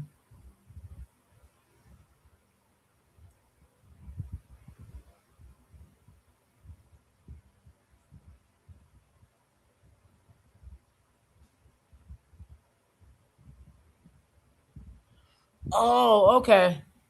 Got you, Ray. Because I kind of figured she sounded kind of the same person. I got you. Okay. Yeah, I know exactly who she is. Okay. I got you. Because I'm like, them names sound familiar. Yeah, Serenity Speaks. Yeah, that's my girl right there. That's my girl. Me and her did a lot of commentary together, too. All right, let me go to him. I think he may got it. It's just, Ray, could you send me her other channel? Because I'm subscribed to the other one, but that one don't have it. But I'll find it for later because I can't do it all now. Let me see. Let me see what this says. I like his videos too, but I think Hey, they're Blake. short sometimes. Yeah? You feeling bad about your lawn? A little bit. Lawns are Gary's thing. Your thing is chilling with a Minute Maid Zero Sugar. Full flavor, zero sugar. Full vibe, zero competition. Now you're getting it. Looking good, Gary. Reporting live from Myers Club, Fright Plus News, I'm Janava. Detail assistant, Vicky speaking. How can I help you? Of course. How far is the word coming up, sir? Breaking news coming out of Mississippi. A little over 20 days after Nolan Wells' disappearance and death, there now appears to be a major break in the case that the public is finally hearing. Yesterday, we released an extended version of the audio call his friends would make to the Cito company when they alleged they were having issues with their boat and was sinking. Okay. How many adults on board? There's 0 adults on board. There's nobody on board the boat? No. Nobody here is over the age of 21. Sir, that was not the question. Now, this version we shared, originally obtained by TMZ, would only capture when you first hear the driver of the boat speak with the operator. Now, late Saturday night, local outlet WLOX would go on to release a completely unedited version of the call provided by the Mississippi Department of Maritime Resources.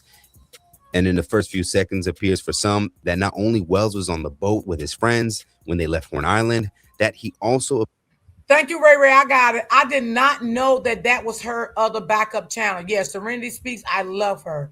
Yeah, she do great content. Like, literally great content. Yeah, I've been with her for a long time. Yeah. I didn't know she had another channel, though. Thank you, Ray, for telling me that. I never knew that. But thank you for telling me.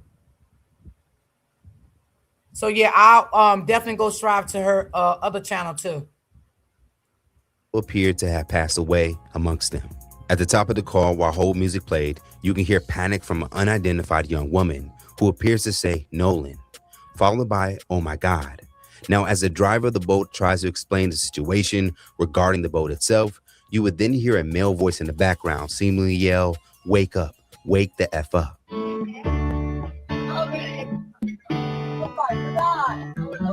Oh, yeah, I heard him. He said, "Oh my God." I heard that. Vicky speaking. How can I help you? Hey, we're at the west tip of Horn, and our bilge pump stopped working. We're sinking. Can y'all please come? We have a membership. All right, of course. How far is the water coming up, sir? Now, of course, due to the conversations in the background not taking place a part of the actual call, the way some are hearing this could be challenged by those who choose not to see it that way. Now, as an attempt to better make out the background chaos, we will remove the hold music at the beginning in an edited version. To connect you.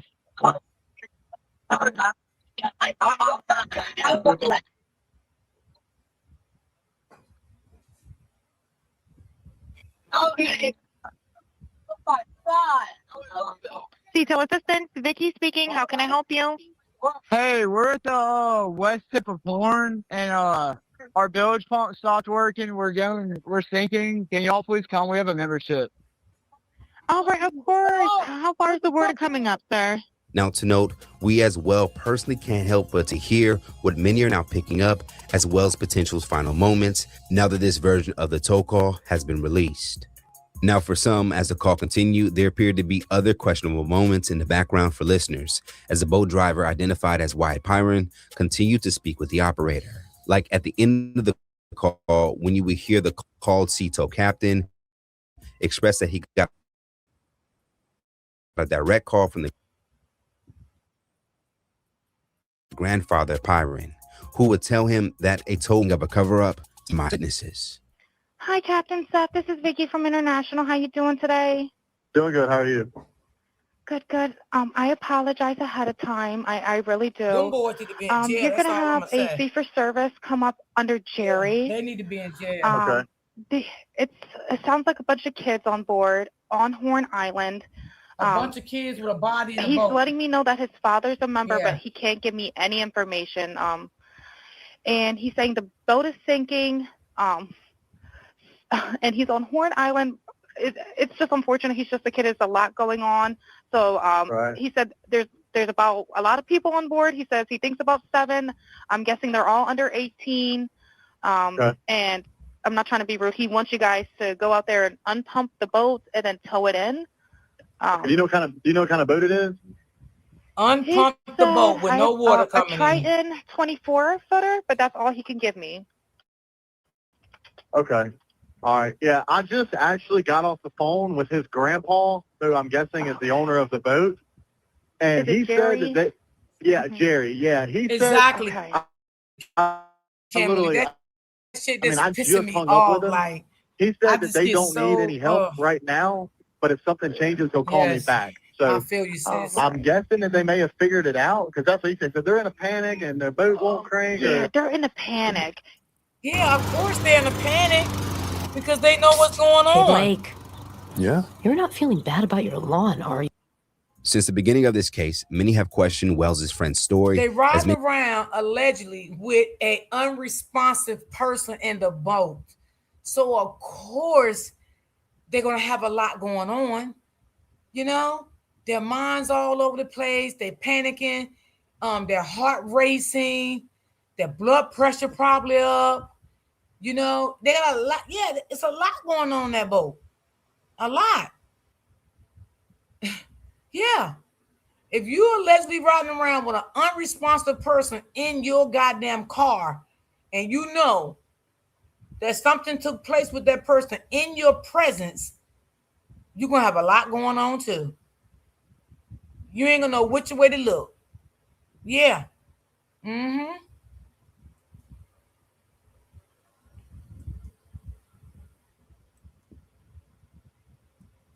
Many things appeared inconsistent throughout, and those online will call out the entire situation as being a cover-up of the death of another black teen in Mississippi. So what happens next? Given that this call is now officially 22 days old, we're certain the local officials and investigators have examined it by now. And given that agencies like the FBI are involved, we can also be certain that they have the resources to completely clean distorted audio with specialized forensic audio tools that can isolate speech. Do you think she can do that? Now, according to reports, the FBI has perfected this ability since the 1960s as a way to improve distorted speech from wiretaps, 911 calls, and covert body wires. Now, when what we unveiled is the case, and we all have now witnessed that Nolan was back on the boat that day where he potentially lost his life, many individuals can now face consequences. Like all of his friends who were on the boat that never gave Wells' family and authorities the truth and potentially helped get rid of his body. The stepmother of Warren Hudson, Judge Ashley Cole, who would push potential false statements. The grandfather, Wyatt Pyron, who looks to have helped his grandson avoid serious consequences. Ray. The adults who supplied the teens with alcohol, causing them to potentially make terrible decisions that day, and local law enforcement for failing to aggressively move forward on making arrests when there were signs early on, like Exhibit A.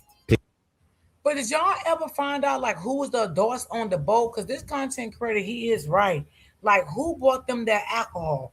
Who bought them that alcohol? They was young. They couldn't buy their own alcohol. And maybe they are investigating these things. I don't know. Maybe they are. But if they not, they need to be. Nobody should have been drinking no alcohol on no boat anyway, out in the middle of nowhere with all this nothing but water. No dry land, no nothing. Anybody could have got intoxicated and fell off that boat. Now, we ain't saying Nolan did that now because we know that ain't the issue here. But I'm just saying, with them drinking, anybody, even, anybody. I feel like whoever in charge of this place, they need to set better rules, regulations. They should have had life jackets on. They should have had people there when they first get on the boat that Mr. Tatum showed where everybody first boarded that boat. It should have been a command post set up right there. Everybody comes in with a boat before you even go out in the water. Show your license for your boat. Everything. Life jackets should have been on. Everything. Check those boats to make sure ain't no alcohol on it. All that stuff should have been done. It's like they had this wide open for anybody can just go out there with a boat. No license. Drink. Do whatever you want to do. Just party. Free zone. And then somebody had said that, over there where they found Nolan at, it was like a danger zone. Okay. So if that's the case, why they didn't have signs up and saying danger zone over here? Okay. Like this, this is just crazy to me. This is just crazy.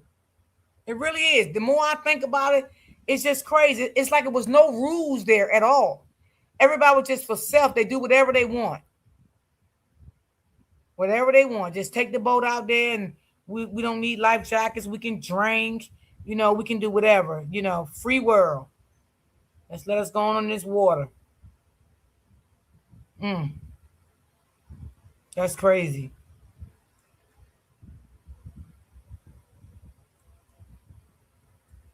Picture of Nolan and his underage friends drinking, and more specifically for Sheriff John Ledbetter for expressing he didn't see any signs of foul play before an autopsy was even conducted. This recent update not only could highlight criminal bias, but also media bias because, again, this audio is over 20 days old, but for some reason, none of the major outlets played it in its entirety, which would have captured the slurred speech by Pyron, the boat's driver, thus potentially incriminating him of boating under the influence, which again is against maritime law, as well as capturing him stating that none of the occupants of the boat were over 21 years old, the legal drinking age in Mississippi. Okay, how many adults on board? There are 0 adults on board. There's nobody on board the boat? No. Nobody here is over the age of 21. Sir, that was not the question. On Thursday, Mississippi District Attorney Angel Miles McIlrath would speak out about the case and would defend the pace of the investigation as it would now be presented to a grand jury when it's complete. I got my dental implants almost a year ago. This is what I looked like before. Who cares? And this is what I look like now. I understand the public's urgency to know what happened to Nolan, but we are not taking time for time's sake. We are taking the time required to complete the work this investigation demands. Since Nolan was reported missing, local, state, and federal law enforcement agencies have worked around the clock investigating what happened to him. Every piece of evidence must be examined. Every credible lead must be followed to its conclusion. Every witness interview must be analyzed in context of all other evidence. The pressure for answers does not change what the work requires. I also understand that many people have questions about why more information has not been released publicly. In Mississippi, the rules of professional conduct restrict the information a prosecutor can release during an investigation. Our restraint in communicating facts and evidence is not an effort to keep the truth from the public. It is an effort to protect the integrity of this investigation and the grand jury proceeding. As your district attorney, I have an ethical obligation to avoid public statements that could influence witnesses, prejudice a proceeding, or compromise the fairness of the legal process. My obligation extends to and requires me to use reasonable care to ensure investigating agencies avoid making those statements and releasing information as well. These rules exist to protect the search for the truth, not to prevent it. When the public asks, what about this, or have they looked at that, or did they think about this? The answer is yes. Those are the same questions investigators ask. The difference is that we can't publicly discuss the evidence, the interviews, or what those efforts have uncovered while the investigation is under. Well, you say you can't discuss anything, but I hope y'all is really doing y'all job. And I hope with this video that just surfaced over the weekend, I hope y'all are also looking at that too, because that is very, very telling. Okay? Very telling. Listen at the video, look at the picture, all of that. Okay? Look at it. Now, who released it to TMZ? I don't have no idea. Maybe the Coast Guard did. Maybe he sent it to TMZ because maybe he wanted it out. I don't know. But it was out. And the only thing I'm going to say, I hope y'all look at it very thorough. You say y'all doing a thorough investigation? I hope so. I hope y'all are. Underway. As far as Wells' family, they continue to ask witnesses to come forward and are expected to investigate Wells' phone with investigators assigned to the case. We all are also awaiting the findings from Wells' first autopsy now that the independent autopsy deemed his cause of death as undetermined. And so if this captured audio hearing, the pain and lack of trust that Black Americans have expressed becomes more valid. He said, wait and on the up. birth of Emmett Till, July 25th, 85 years later, Mississippi gains another stain on the state's tell Nolan, history. Wake up. Reporting live from Myers Club, Fight Plus News, I'm Janaba.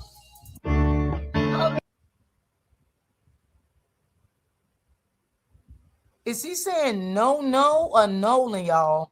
Oh my God. Detail Said, assistant, oh my Vicky God. speaking. How can I help you? I heard that. Y'all, they in a panic mode. They is definitely in a panic mode on that boat, baby. Hold on.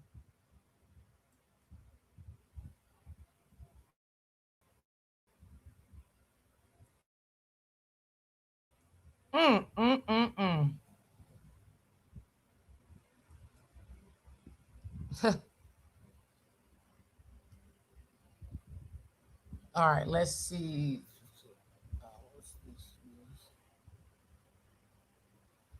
Okay, I think it's this one here I want to play. Baby.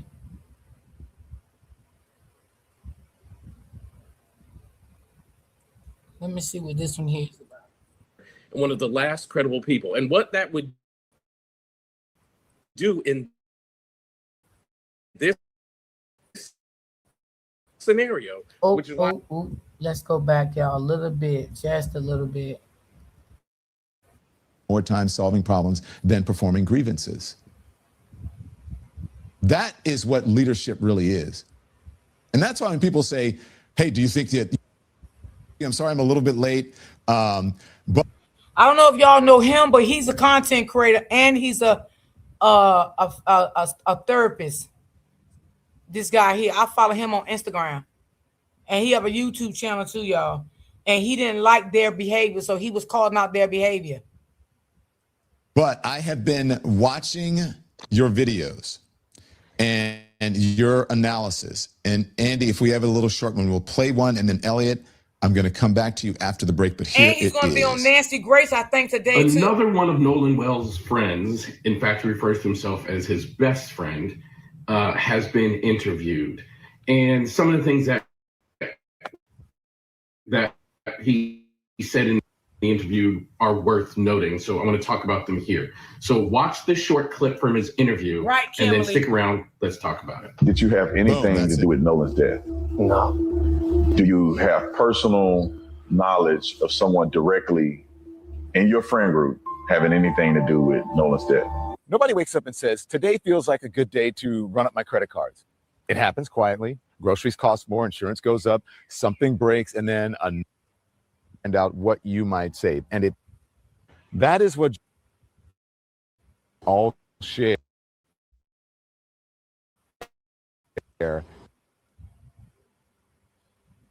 He was, in fact, interested in the truth. When the young man said no, he would have said, then what do you suspect happened? He would have All said, right. do you know anyone? Elliot, Yes, those are sir. great questions. You are a professional psychotherapist, and a lot of people have been wondering the same thing, but you have an education and a title and history behind it. Why'd you decide to do this and go over these videos and analyze them? I think it's amazing.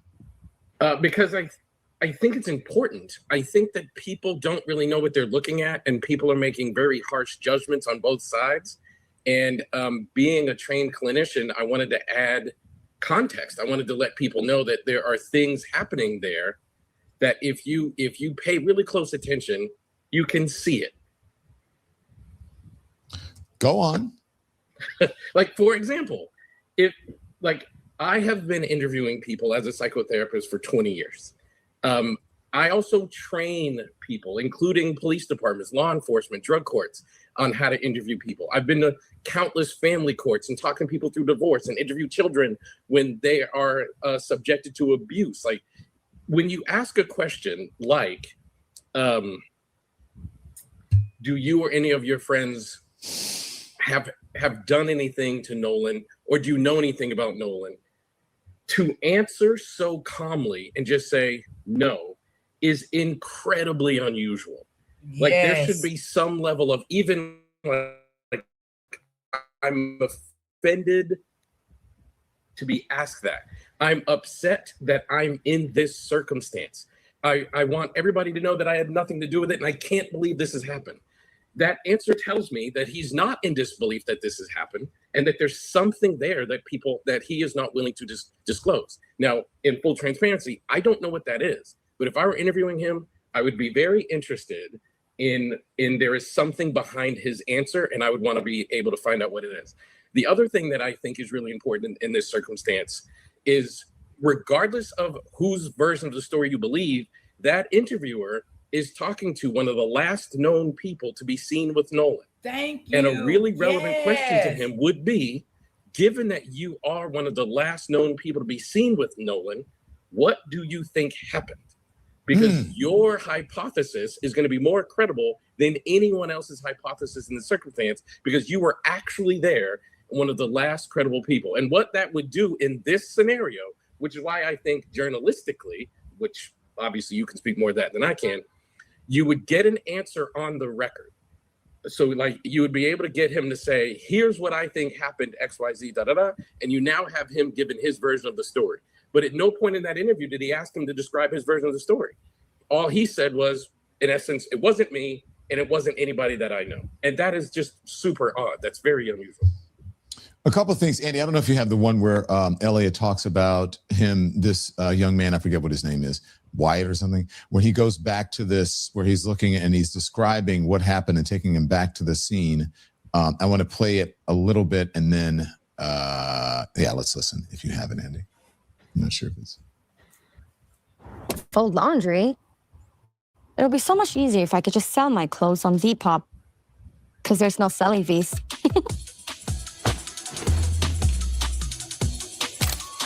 Sell clothes with no selling fees on Depop. Y'all, let me get this here.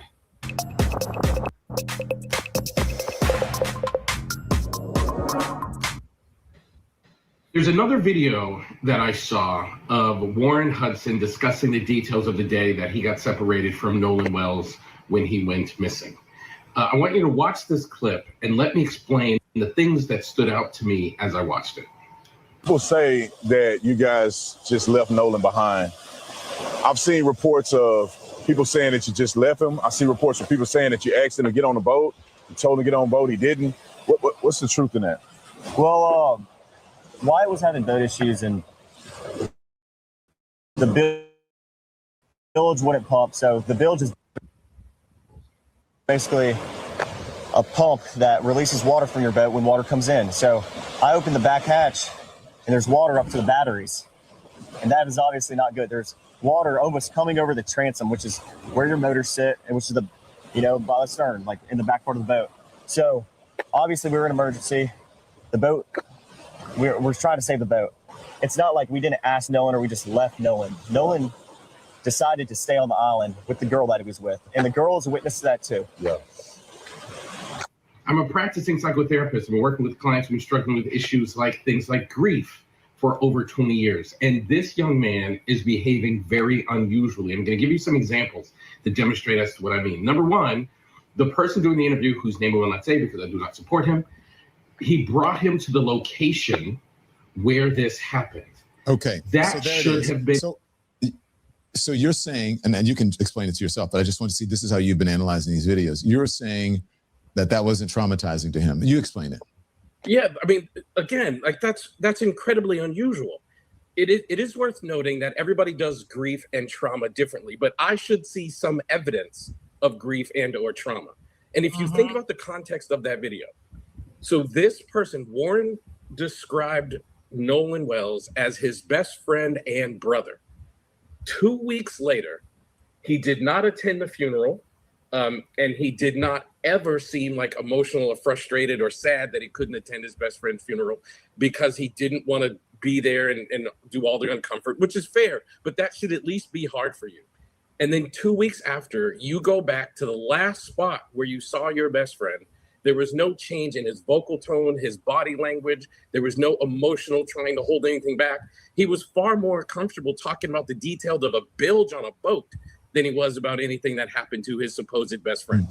These things are just incredibly odd. And as a psychotherapist and someone who interviews people, like that would stand out to me as super duper unusual. Stand by, Elliot. I'm fixing something. Yeah, no problem. Okay, so Elliot, let me ask you this: when you talk about that the person who is doing the interview, don't you say doesn't it say something about who he picked to do this? What kind of person he would go to in order to give his story? That was something that stood out to me. It's like, why is he going to this guy? This guy's like by no means some impartial person that just wants to get the truth. He has an agenda. I absolutely think the choice on who was going to do the interview was strategic, and they clearly are talking to someone with an agenda that is in line with their agenda, and they're not interested in truth.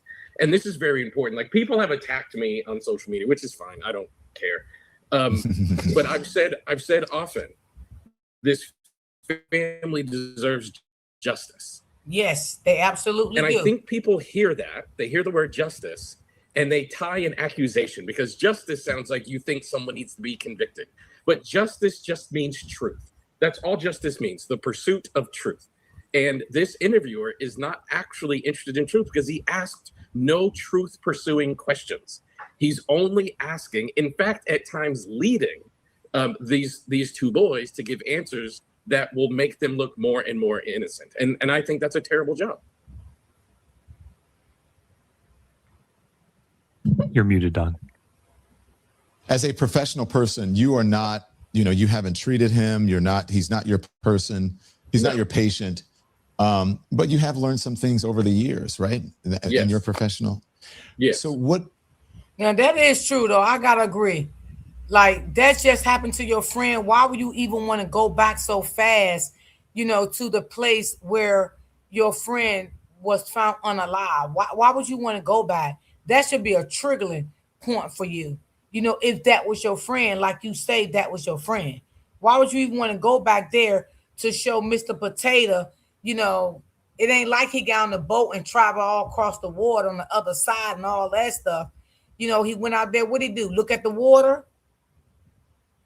How deep the water is, where y'all was at, where y'all loaded up at. I mean, and what was that? That didn't prove nothing. I mean, to me, it didn't. It didn't prove anything to me. What else? Because you've done a number of videos. What else stands out to you? He's not the only friend. There's another friend, and each of these friends, I find it interesting. Maybe it's just these newfangled times. Exactly, Kimmy. Both of your your best comments. friends Yes. and your parents don't know and have never really met your best friend. I don't know.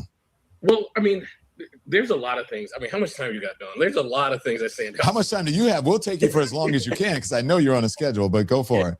But let us know when you have to go too. There's several things that stand out to me. Number one, you're referring to this person again, best friend, brother, and the mother is saying, especially the second boy whose name I can't remember, Tristan, I think, something like that. She's saying, I've never met him. Again, that is incredibly unusual. And he is saying, like, we've been friends for a long time. And then he later had to admit, I didn't even live in that area until the 9th grade. And the mom is saying, I don't even know that boy. But you want to know the biggest thing that stands out to me that's common amongst these two interviews we've seen so far is the body language. Now, yes, that was a I want big everybody thing. listening, if you didn't know anything about this topic and you muted the video and you just played the video, you would see a few things that are really important. Number one, both boys are sitting back from the interviewer. Now, one of the things that you'll know as someone who's trained to attend to these things, oftentimes a conversation to the person being interviewed is almost like an inanimate object. So if we're talking about something that makes me uncomfortable, we have a tendency to like lean back from that uncomfortable thing. The other thing is if you pay attention to his arms being crossed, that is very, very indicative of a secret being held, because we literally protect ourselves like this. That's a very common way that people show that they are what we refer to clinically as closed off. So much so that if I'm working with a couple, for example, and let's say, oh my gosh, doctor, I look at this. I didn't even notice that. You're so right. I'm sorry. No, Yeah. So let's say, and by the way, I have a master's degree, not a doctorate, but anyway, I don't want to be compared to other people. So let's say, for example, I'm clinically sitting with a couple and the woman suspects her husband is having an affair. And I ask, is this accurate? Some version of, is this accurate? And the husband goes like this. No, that's not true. I would immediately be thinking, why are you closed off? And very likely would ask, because that's a very, very common thing. And if you look at both interviews, both boys are distancing themselves from the interviewer, which is in essence distancing themselves from the topic itself. And the second boy sat the entire time closed off. I would be very interested as to why. And the interviewer should have asked, why are you so closed off? And did not. Did not. No, did not. Do you look? Can we talk about this interview? You said because you don't support him. I so I have to innocent. say, That's same thing. why. I don't know what. My mom watched him and she goes, "Who raised him?" Look, that's just my mom, and I don't understand it. You know, well, I know what it is. It's like making money off of that, or that's in my opinion. Yeah. It is a grift. And unless you are just that, you know, far gone, you're a psychotherapist. Please explain this behavior to me if you can. I think, well, number one, I don't know this person personally. So, and y'all, I agree with him, because when I first started counseling, my therapy and stuff, I was very standoff to her because I didn't trust her. You know what I'm saying? After all I had went through. You know, so every time I would go in the office, I would be standoff. I would get in a chair and get in the corner and just fold my arms, and I would always look down. But she understood. She understood why I was that way. She knew what I had went through. But she gave me time to get to know her, get to trust her, open up with her. She gave me time. So he's not lying about that. He's definitely not lying.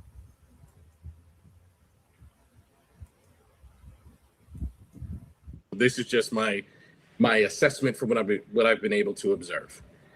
And in the world we live in now, there are massive rewards for just getting clicks and views and things like that.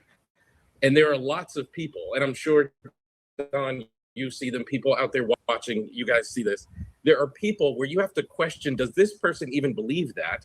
Or are they only saying these things because there are views, clicks, and even financial rewards for them saying it?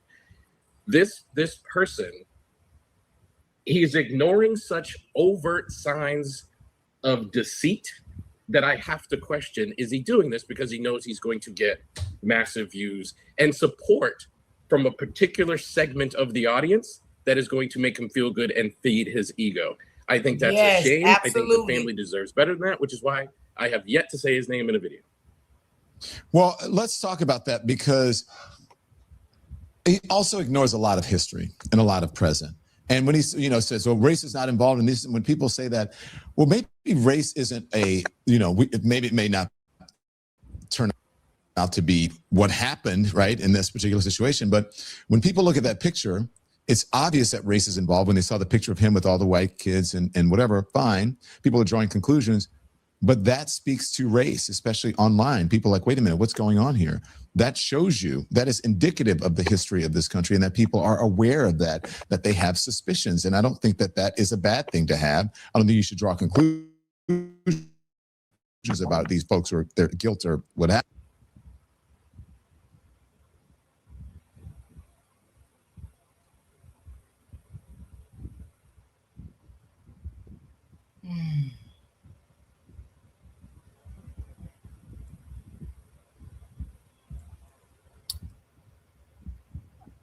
Hold on. Have you, but the evidence is there, and I understand why people are questioning it, and that's well, race. I think it's an absolute shame. Like, you can't remove context from the circumstances, and part of the context, the historical context, is this happened in Mississippi. In that interview he did with the second boy, they're actually saying, like, the history doesn't matter here because we've grown and changed. That you cannot remove context from circumstance, and the history of Mississippi tells us that Black people in the Black community. I don't know, y'all. I'm gonna stop playing that content because I keep getting frozen. I don't know why. And the last time I played it, y'all, I don't know, they hit my channel, so I'm gonna stop playing. So I don't know. I think I better play something else. I don't know. Hold on.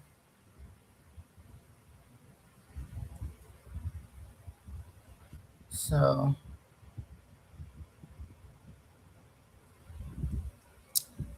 I think I better not.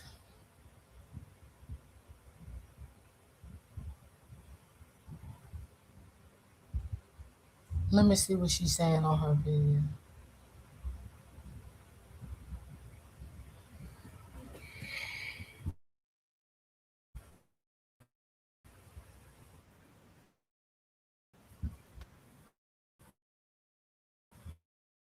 Have you heard about pop on sighting?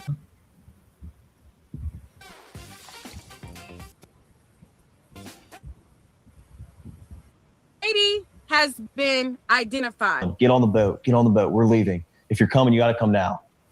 And Nolan made a decision to stay out on the island. And that, like I said, that's not an uncommon thing to do. I mean, a lot of people do that. I could name probably 50 people out there that day that ran out with somebody and ran back in with somebody else. So, I mean, it's not like it's an uncommon thing, but it's not like we just left him there or my friends just left him there. Nolan made a decision to stay on the island after my friends asked him multiple times and told him to get on the boat, and he decided to stay.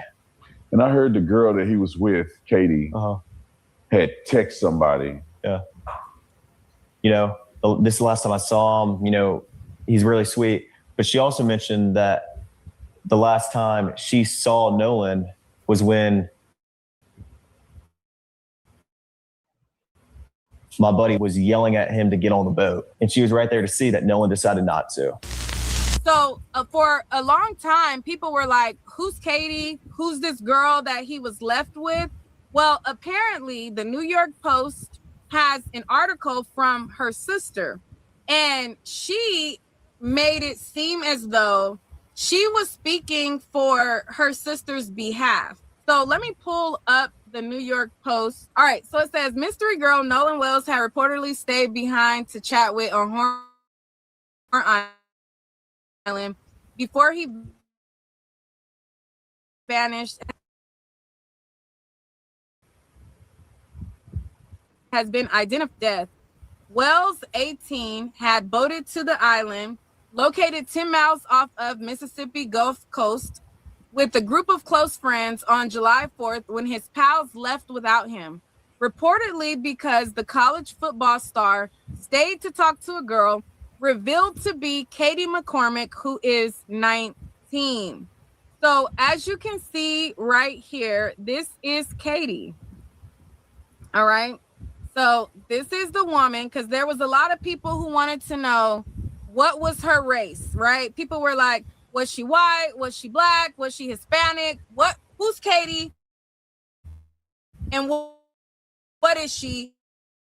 And father, angry brother, that she was talking to Nolan. And then people wanted to know, could it be that they were racist and didn't want sweet little Katie talking to a black boy? Or was Katie also black and this was something else? Like, people wanted to know if that could be the component. And they revealed that Katie McCormick is 19 years old. And this is her right here. And it says Nolan Wells had reportedly stayed behind on Horn Island to chat with Katie McCormick, who's 19. And they even posted her Facebook. We'll probably try to see if that's still up and running. Let me copy that. And then it says, but McCormick's sister provided different accounts of what happened during the fateful trip than what Wells' friends have provided. The teen had spent 5 hours celebrating the 4th of July with hundreds of other college students on Horn Island when late in the afternoon, his friends started to panic as their boat was taken on water and had to rush back to the island before it sank. According to his friends, Yes, you do, Kimberly. Wells told them to make the trip back to the mainland without him, as he was engrossed in conversation with McCormick, the outlet reported. Ashley Cole, the mother of Wells' best friend Warren Hudson, who was on the island at the time, released a statement on July 7th saying that the group of friends returned to the mainland after their boat had a problem with the bilge pump, but Wells stayed back.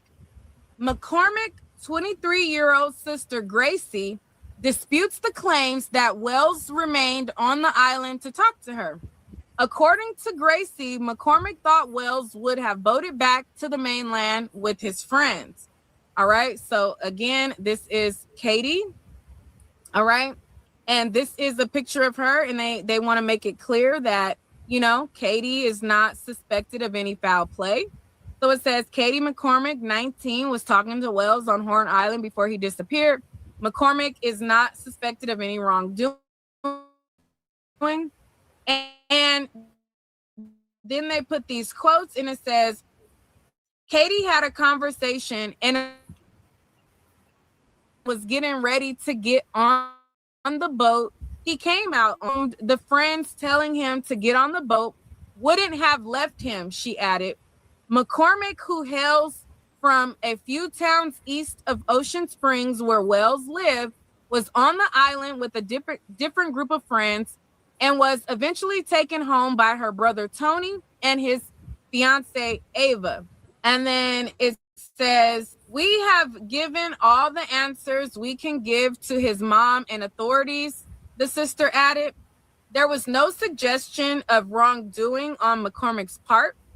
Although McCormick had not spoken publicly since Wells disappeared and later found dead, she replied to a social media post defending her, the publication reported, and she said, what's understood don't have to be said. I love y'all. Just pray for his family and his friends. And Katie, shut the fuck up. That's what you and your sister do. All y'all shut the fuck up. Okay? That's what I want y'all to do. Because y'all is liars too. Okay? We know y'all ain't going to explain it. We know that. Fucking Katie. All right?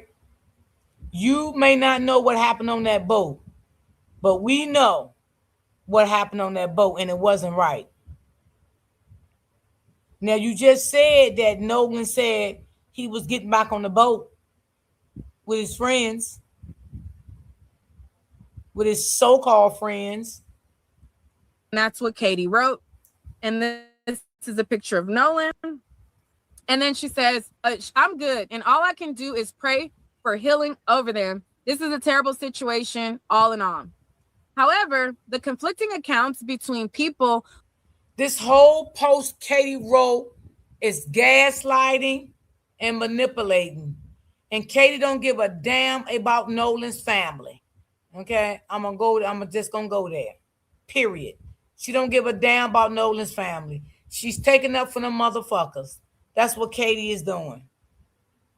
Period. Who were on the island interacting with Wells have sparked concern for the grieving family. Right, Kimberly, to what investigate. the fuck do that mean? She's saying she went and got on the boat. They say he didn't get on the boat.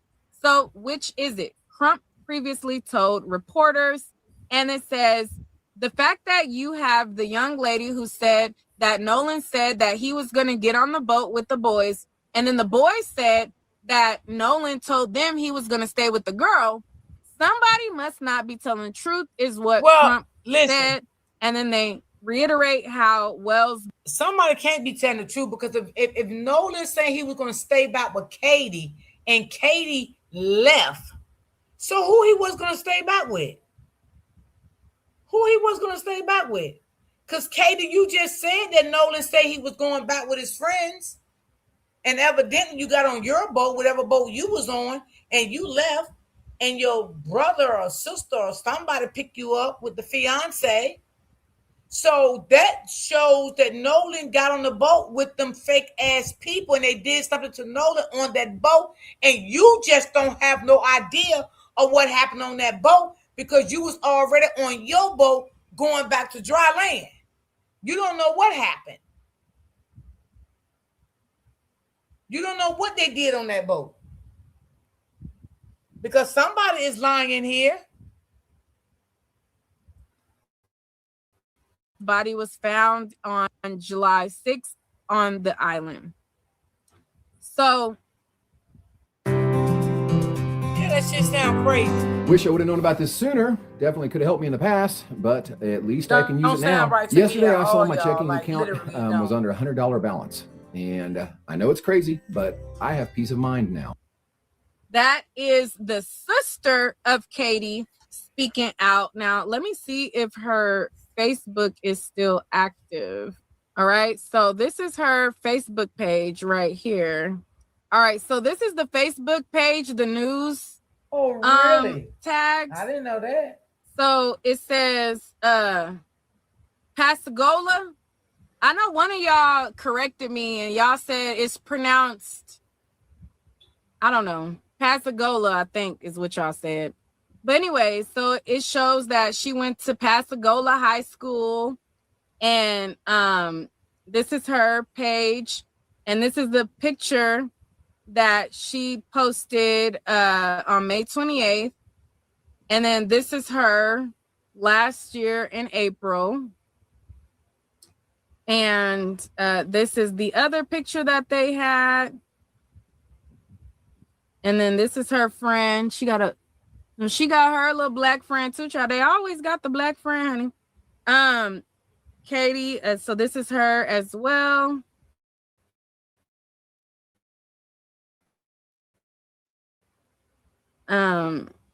Pictures.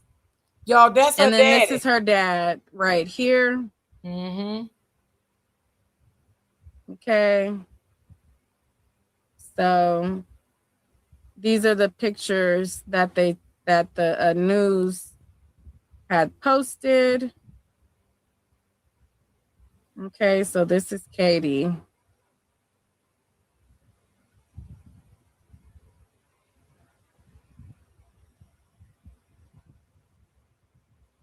I'm guessing that's her mom. Yeah, she got her mama face. All right, so this is Katie. I don't trust Katie. All right, so let's see. She got her comments turned off. I know she do. But she got the, she got the black friends in there, child. Anyways, so that is her. And these are the pictures that we just looked at. So she has her comments turned off, so you can't like make a comment or anything like that. But that's Katie. She said that's Katie. So let me see what else. Was there anything else that I was supposed to talk about in this live?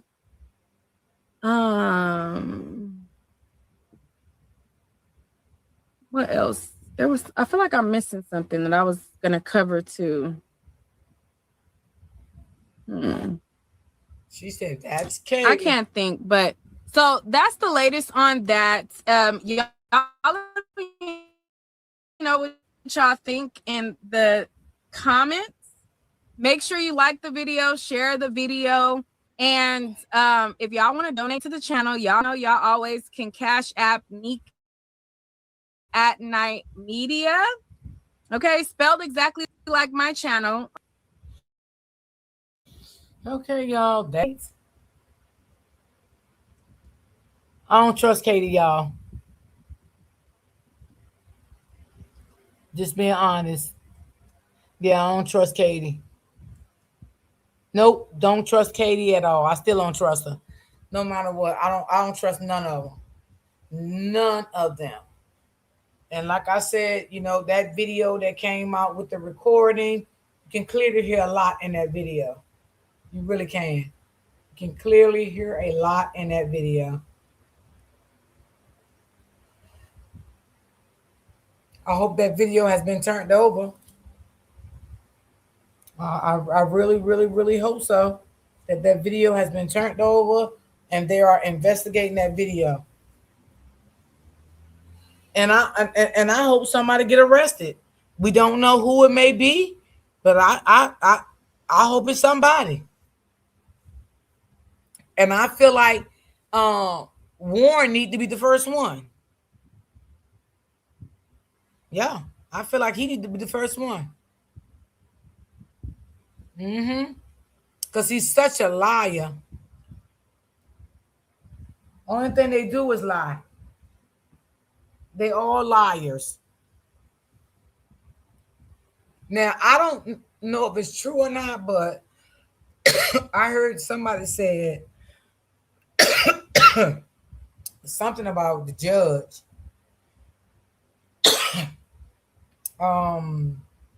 set up a phone line. Did y'all hear that? That people can call if they have any information. So I don't know. Why does she want to set a phone line up? What is it your business?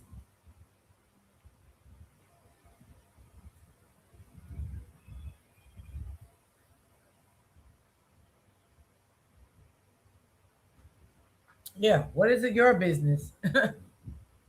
Like literally for real. I don't trust none of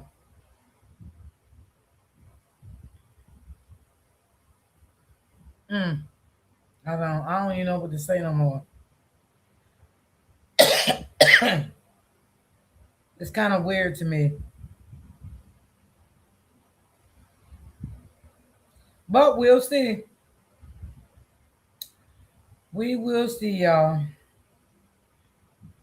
So I'm going to get up off of here because I got to do some research for tomorrow. Yes, but Karen, where you been, Karen? You gonna come in here talking about something? Yeah.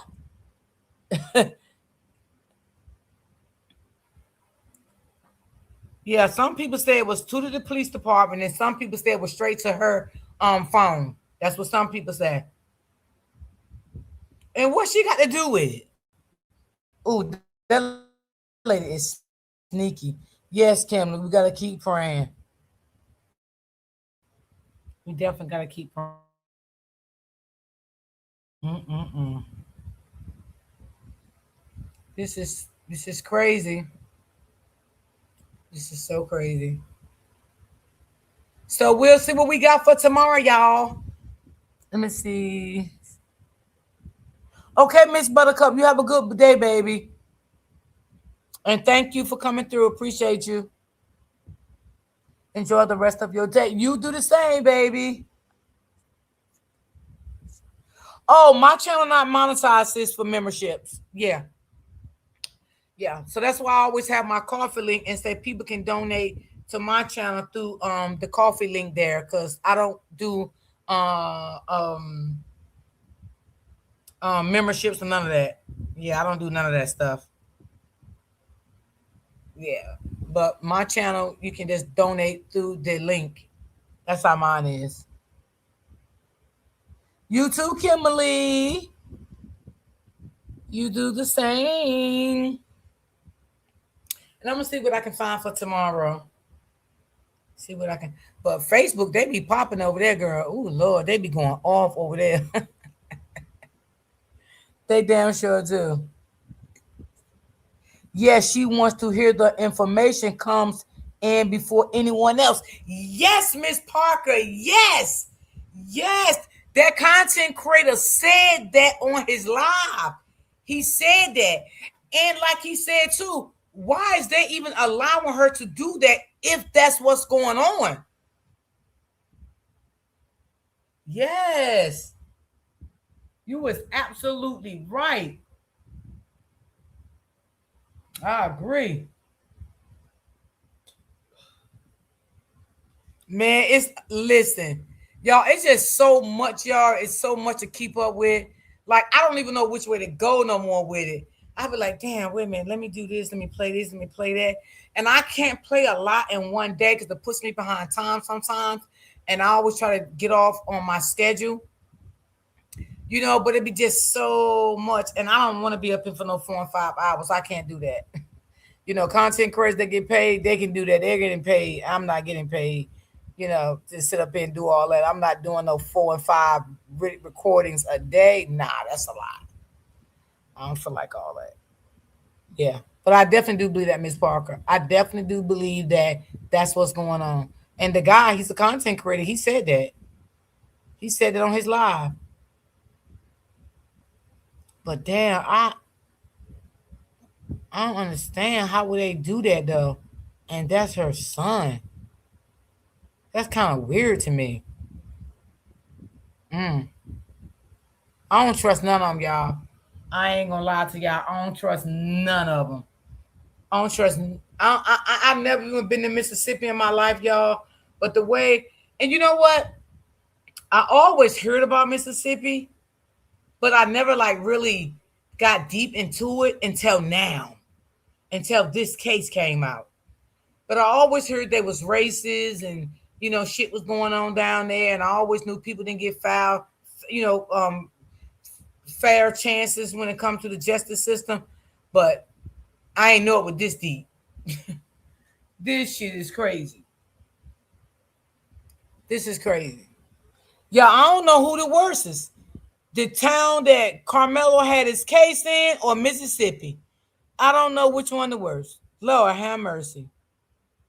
That's what I'm going to say. Lord have mercy.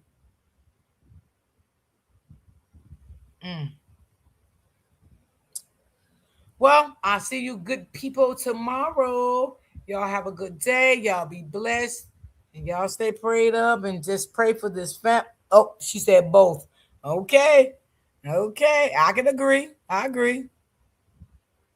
Yeah. I won't go to neither one of them towns. I'm scared. Nolan's birthday is Carmelo's court date. Really, Karen?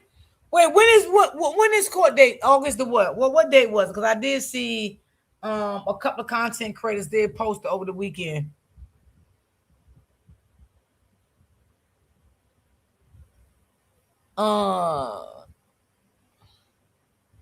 None of them, all of them is worthless.